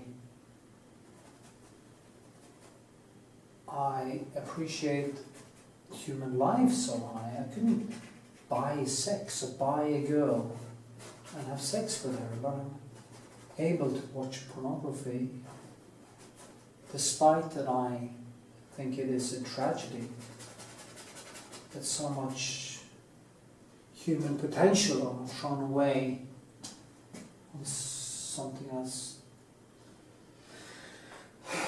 stupid as, wasting their lives in front of a webcam for pocket change, pretending to be happy, and then you have people watching this actually tricking themselves into believing that it's real. And it's so sad. It's like it makes you rethink the whole existence, On the other hand, you have Madame Curie, Einstein, you have all the great artists, and you have poetry, and you have beauty, and then you have webcams.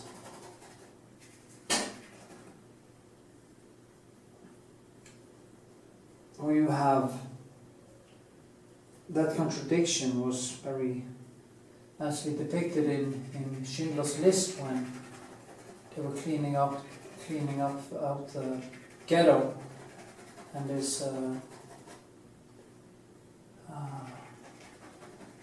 SS sitting there playing the piano when they are killing people. It's Bach. It's Beethoven, or whatever he says. And these were highly educated people who did these things, people who could actually play the piano. And you should believe that, I mean, if there are any good. I mean, there's a lot of artists that aren't good people. They are really,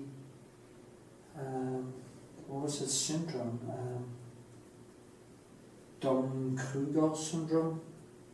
People who believe they are better than they are and doesn't see themselves from the outside. And the worst thing about that effect is that you can't really know if you are one of them. Is what I do good, or well, I don't judge myself, and honestly I don't. Honestly, I cannot. When I see this painting from a distance, I can actually see that it's a good kind of composition, and that it has some painted qualities.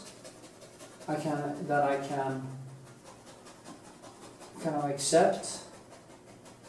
But for me, it's always that journey, always trying to better myself. And that's why I think I might be able to see myself a little bit objectively. I'm not sure, I can't be sure, and that's the whole problem. That is the double-edged sword here. You can't really know if you are blinded by your own bias. Sorry for speaking about philosophy here, but I think it's so important. These are the things I'm thinking about when I'm painting.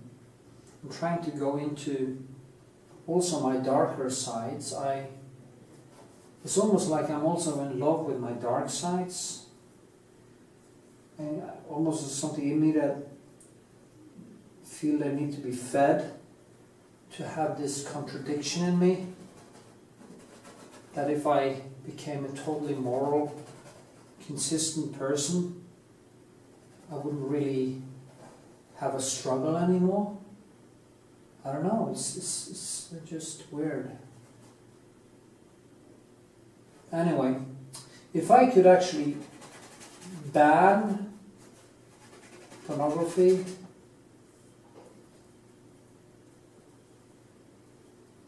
or prostitution,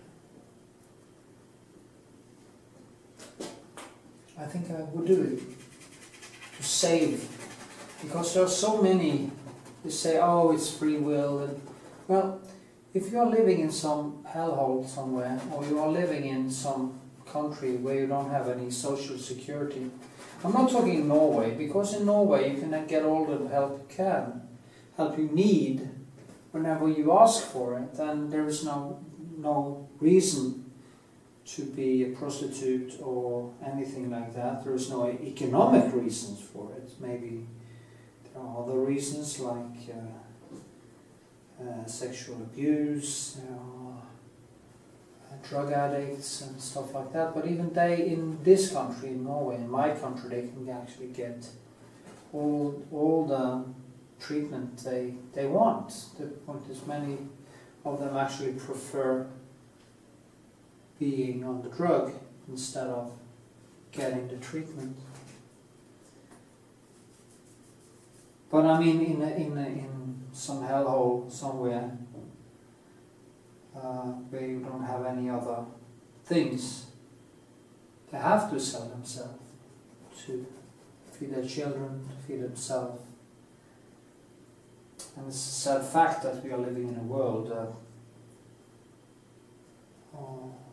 you can actually turn on some free cam stuff and watch girls, in my case it's girls,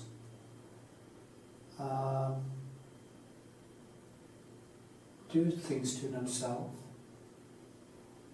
And because I am an ape with the old system that reacts sexually to things I like, I react to it despite the fact that I know that it's not right.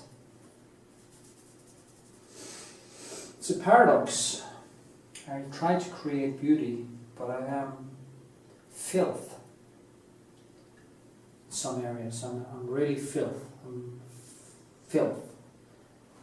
And I should try to not do that. And I do try. Do I try? Well, I do less of it. That's good. And I usually wind up with that feeling that what I'm looking at is a human being that deserves much better. And that would tend to be a turn-off, so it's a good thing. I mean, if I paid for sex in some country, if I went somewhere and I paid for sex, and I told a friend of mine that the girl would be a human being to me, she immediately would be human, and I would feel more that I want to save her than fuck her. And that is also a reason that I, of course, shouldn't even consider it, because you don't want to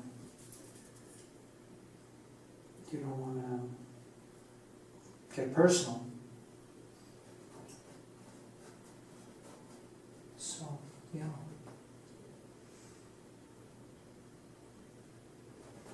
Well, my point is, human beings are very conflicted in what we do. We eat ourselves to death. We drink ourselves to death. We use drugs. We use other human beings as objects for pleasure. I mean, a person can buy another girl, do his thing, and then go home and kiss his own daughter good night right after. And it doesn't seem like they are connecting. The fact that this beautiful human being you just used for your own pleasure actually was somebody's daughter. That she was is a human being. Like you, like me. And yeah.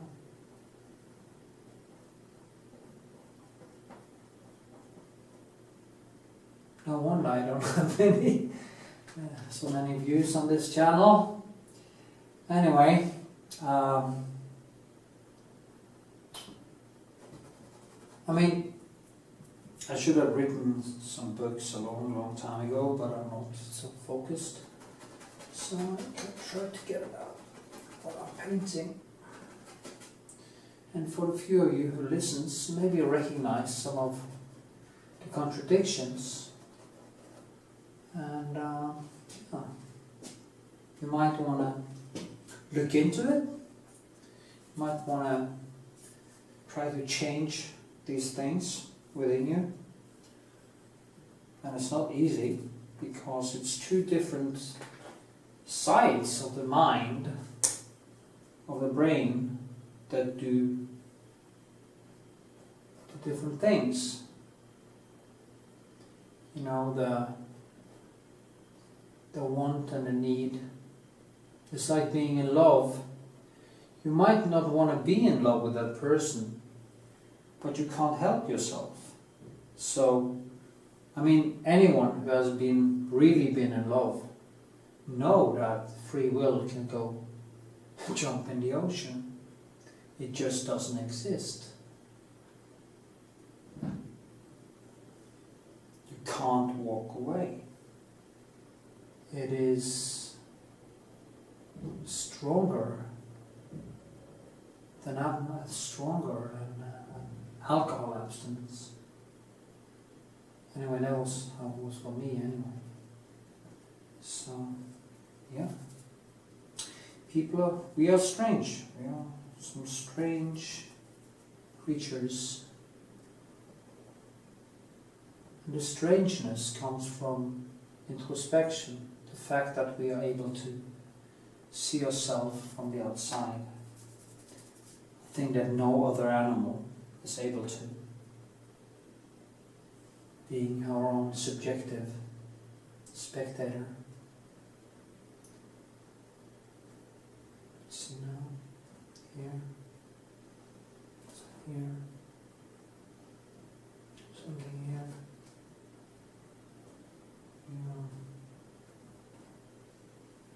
walls and buildings and stuff. Just gonna, it's not going to be any detail. That would be totally unnecessary.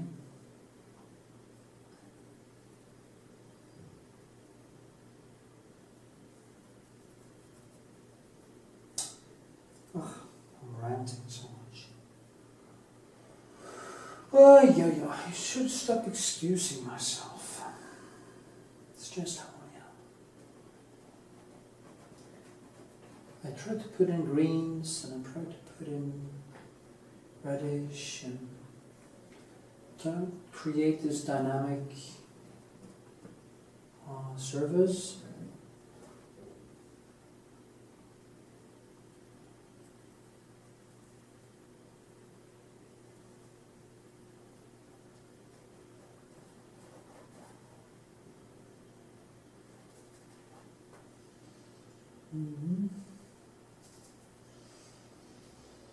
See, too high. I think this would be, this has to come a little bit more down. A little bit more down.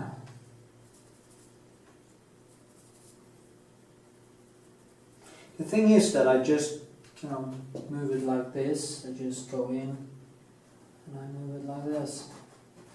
So the color I put in before that now getting mixed into the sky, but that doesn't matter because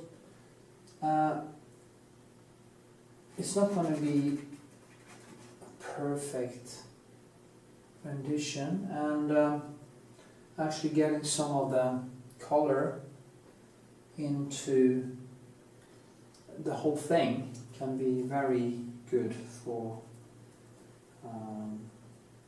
the harmony actually in the painting. There's not one color there and one there. You have colors all over the place.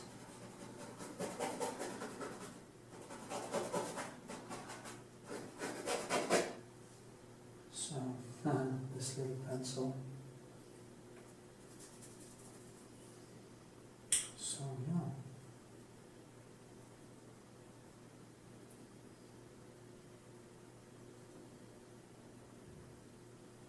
So today I talked about the contradiction of being human.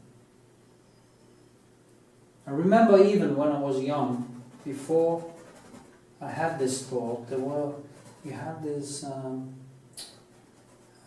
club called Betsy in my home Iceland, Karmøy.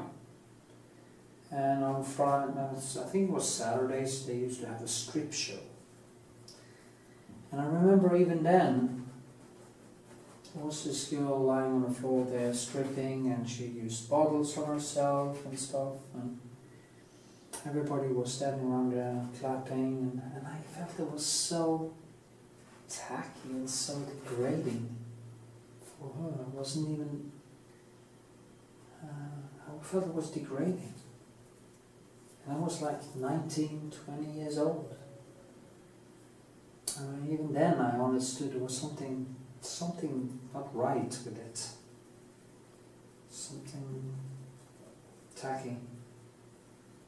I mean, we humans are unbelievably beautiful.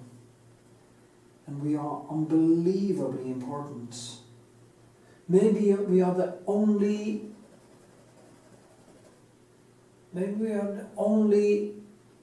consciousness in the galaxy. Maybe even the universe. Maybe it's so difficult to get to introspection through evolution that we actually are the only species in our known universe that is conscious. I will guess there is life everywhere, microbial life and stuff, but to get to, it took 4 billion years on this planet to get to consciousness, and there was a lot of coincidences that created. The dinosaurs had to die out, the reptiles died out, you had global ice ages, I mean, and all of these things were actually quite by coincidence. I mean, the apes wouldn't evolve if the dinosaurs were still around. And actually now there wouldn't even be time enough for, I don't even think if we died out, I don't think it would be time enough for evolution to create another being that had the kind of introspection and consciousness that we do have, which makes us us. And that makes us so important. It makes us unbelievably important. And it makes us unbelievably beautiful.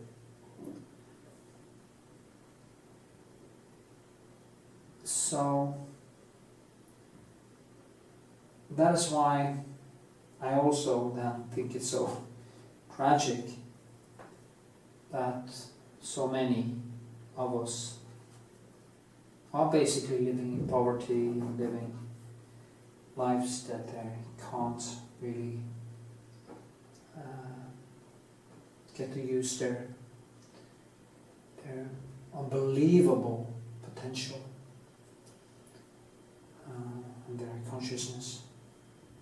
Instead, they have to fight every day to get some food into their mouth or saving their children from starvation. It is just baffling to think that 36,000 children die every day from disease and malnutrition, while I'm standing here painting oil paint in the richest country in the world. Not even that, I could actually ruin my hips and get free hip replacement. Yeah, let's see if I can focus a little bit closer. Free healthcare. Yeah, that is how privileged we are in this country.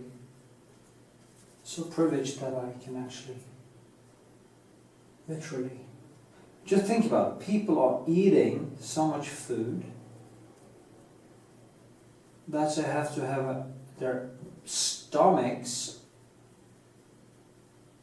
amputated. I mean, you know, the gastric bypass thing, to stop eating so they can lose the weight, when actually what they need to do was actually to change their diet and get into, do some, maybe work out, go for a walk a few times a week and eat the amount of calories you need. And it's amazing that on the other hand we are so incredibly smart, incredibly beautiful, and then so unbelievably destructive. And this just because there is a total, continuous contradiction between our needs and reason. There's basically no connection between them. And I guess if there were, maybe we would actually die out, because, I mean, if you fall in love and you get rejected, or even don't get rejected,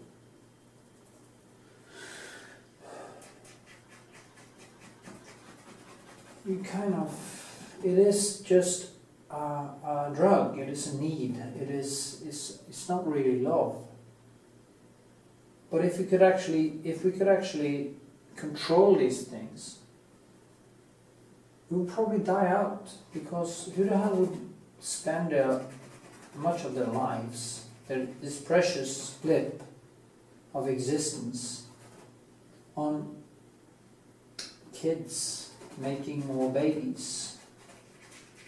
And it's kind of the same thing with food, I guess. It's a need, it's a primal thing. It's just your body is constructed for being in starvation mode basically all the time, and instead of that being the case today, we have an overflow of carbohydrates and sugary foods that is killing us. I think it's very important to think about these things all the time, so you don't get complacent. I had a very good friend who died of a heart attack when he was 41. He was the most beautiful of us all. I mean, he just needed to be in the room, and the girls just basically fell on him. And tall, and dark, and nice guy too, was really a nice person, smart. But he managed to neglect his health, and he got fat, and he struggled with too much food and smoking, and then he died of a heart attack when he was 41. And it's funny because I remember his brother called me. His brother is really nice, and he called me. I never got a call from him. And I immediately felt that, wow, okay, he has called me, and I saw he had called me because I checked the number, and then I called him back. And I had this eerie feeling that my friend was dead. And rather that, or he was going to do a painting, so buy a painting. That's so strange. And me and my friend used to joke with, because I actually still owe him a painting, because he made the first computer I had. He actually put it together, and I was going to paint a small painting to him. And we never got around. He didn't really know what he wanted, and time goes, and I told him, please, could you just decide what you want, and I can paint this to you, because you never know, maybe I die and never get this painting. And then he died, and he never got that painting. So annoying.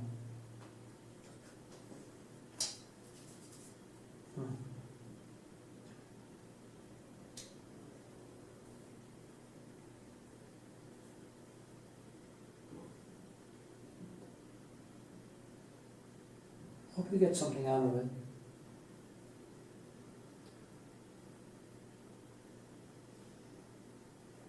If I never get around to writing my book, or my self-biography, actually I'm going to start doing some self-portraits, and I'm going to use them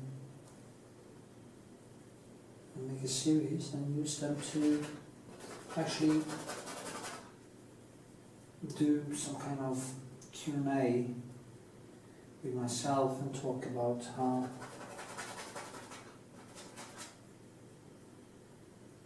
I'm actually planning a self-biography, and I would like to paint self-portraits and talk about different topics that has affected my life, my childhood, experiences, how I became an artist, all this, while I paint myself from a mirror.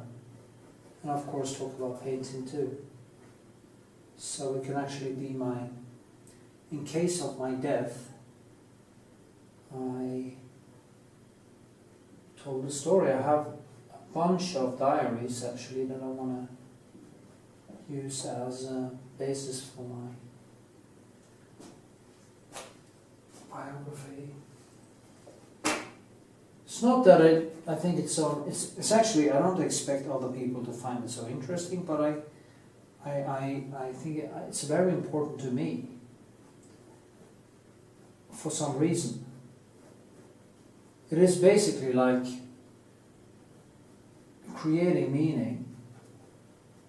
It's so funny because I'm talking like nothing matters. You know, I'm going to die, I'm going to disappear, my paintings will dissolve into nothing at some point in the future, even the universe will disappear.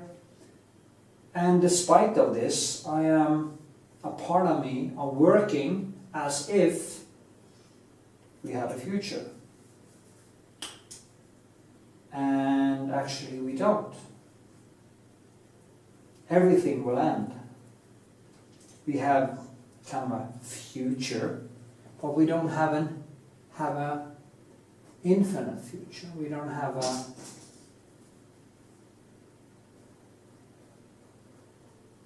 we don't have. Everything will end. Rembrandt's paintings will dissolve. Humanity may go extinct, and if we do, everything we did, Rembrandt, Einstein, everything will basically have been for nothing. And that is also why it is so important that we start colonizing space and have more than one planet to live on. At least we could colonize the moons in our solar system, and there's a lot of them. Hundreds of moons we could actually use and live on. And we could create planet-like spaceships and plan for long-term survival. Because we could be snuffed out of existence just with a rock big enough to set the atmosphere on fire, or make the surface of the earth molten, which there actually had been before. And ice ages will come, catastrophes will come, new diseases will come. I mean, if antibiotics stop working, like hip replacements and heart surgery, all of this would be impossible without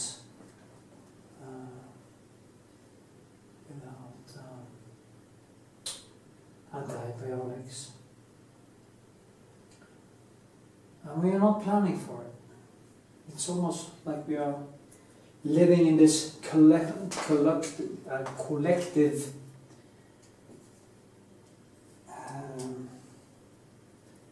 some kind of delusion, some collective infinity delusion.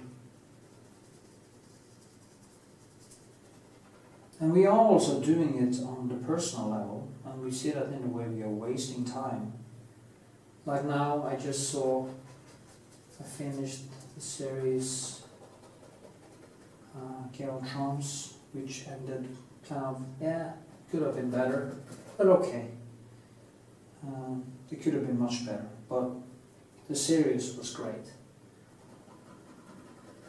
And then they are making a prequel. Not a sequel, but a prequel.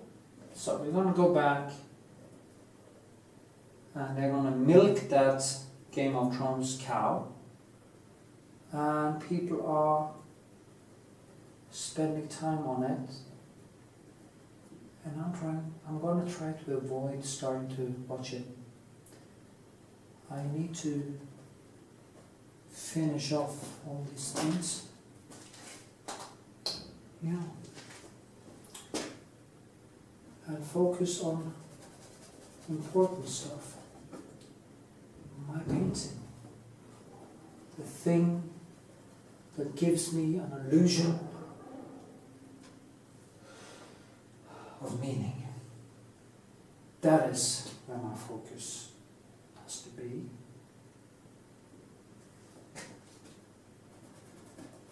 And I don't give a rat's ass at this point if you find this interesting or not.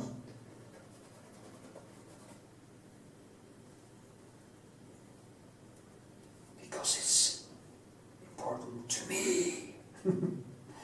Anyway, I'm going to stop filming now. I'm going to paint for a few hours and then I'm going to show you the finished results, probably. Yes. Put on a frame and cuddle with it.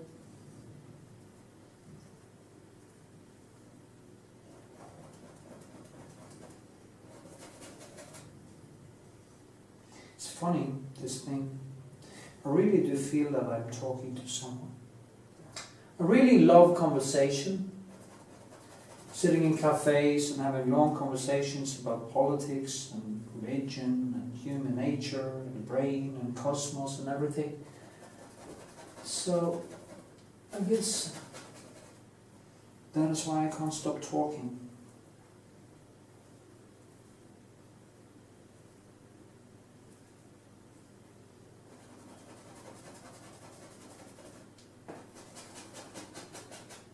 I hope you learn from this.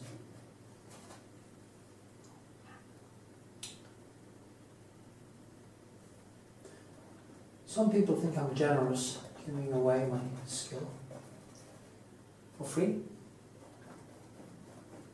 And I guess I am. But it's also some, some solipsism with it, probably. Some tension thing, whatever. I don't know. I just like doing it. Me and my daughter had a long conversation one night where we tried to dig in deep and find out who we were, if we were kind, if we really cared about other people, and the more we were digging into this, the more we just went up with, fuck, are we total psychopaths? Do we really care about anything? I know I care about my daughter, but that's the easy part. I care about my brother, a few friends, my daughter, and my parents. My daughter and my parents as the highest priority.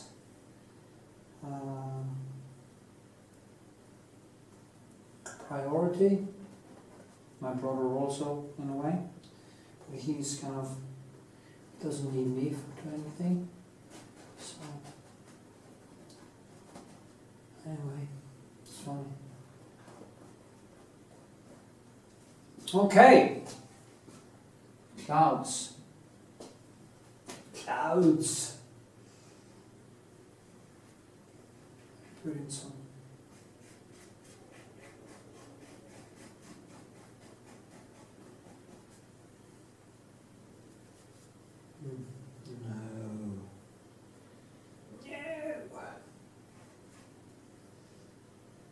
No. I need some more black. So, it's good to mix that in actually. So, okay.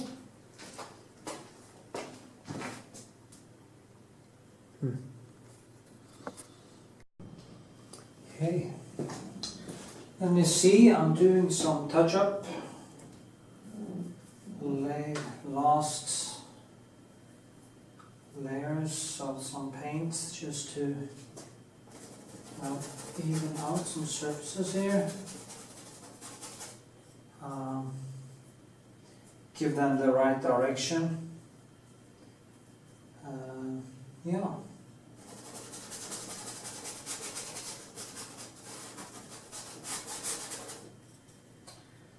important actually.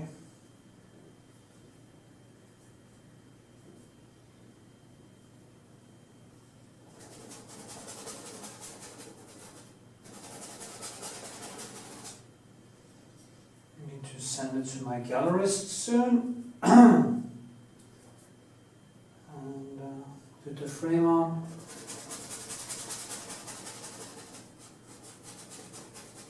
Yeah.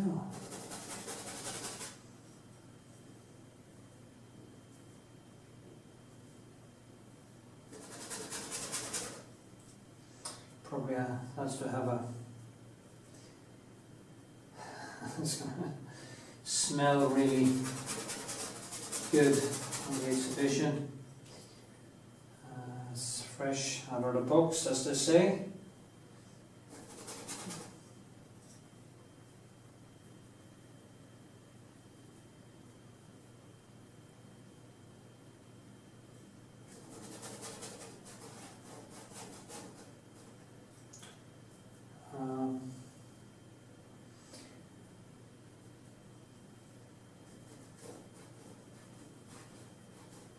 I just saw there would be some kind of a hole here if I didn't give it some surface treatment. I do hope that, because the light in here is very different from the light I'm actually gonna exhibit the painting in, so I hope I don't get too many negative surprises. It's very hard to know. One can actually get also positive surprises when you take a picture, painting from the studio into a different room. But usually it is negative surprises. That colors you didn't see suddenly pops out. Colors doesn't, it's not as good harmony as it looked in the studio. That's why it's quite important to have enough light in the studio and also the right kind of light. I do not like to work in daylight because it's very flat light, so it's hard to see the depth of the painting and stuff like that. So I prefer the fluorescent sky light thing. Yeah.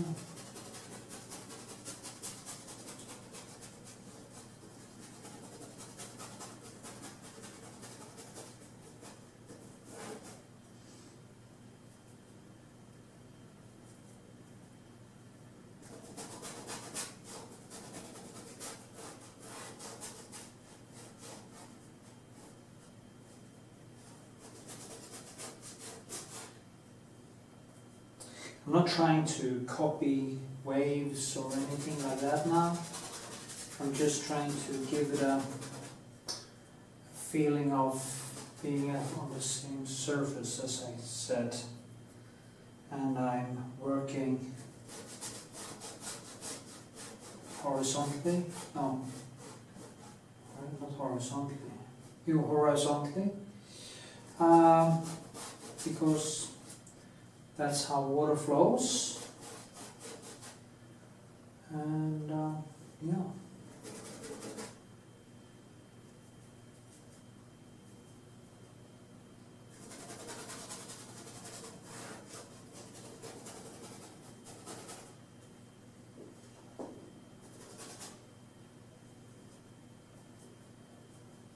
So funny. There was this.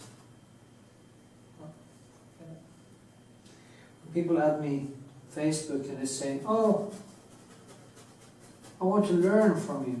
And I say, "Well, it's fine, I can teach you. But become a patron then." "Oh, but that's difficult. So people are expecting so much for free." I give all these free videos. and I earn basically nothing on them.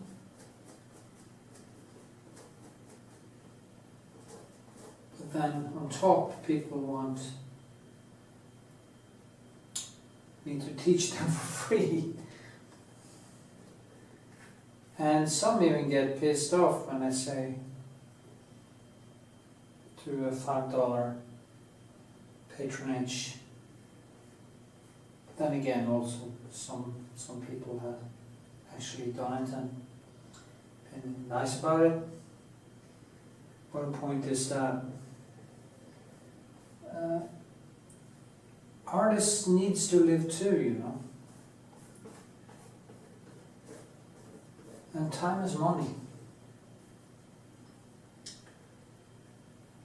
All the time I've put into making videos to make this channel grow.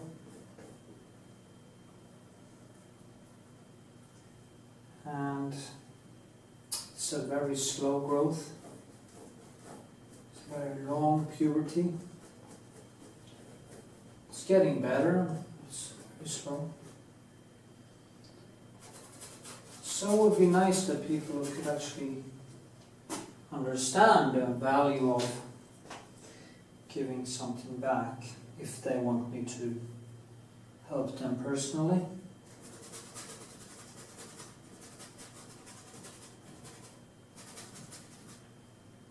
At least if they want me to help them personally.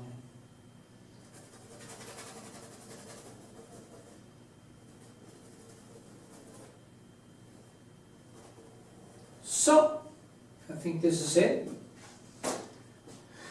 A moment of truth. I'm going to put the frame on, sign it, and I'm going to show you. Yay! And here it is, finished and in the frame. I think it became quite nice, to be honest. With the time I had on it, I think it became quite okay.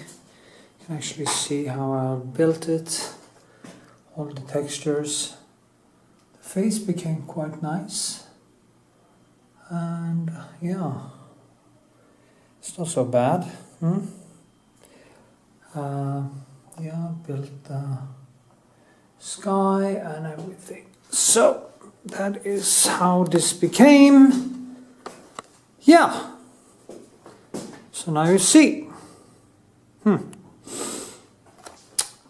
As you know, it's quite rough.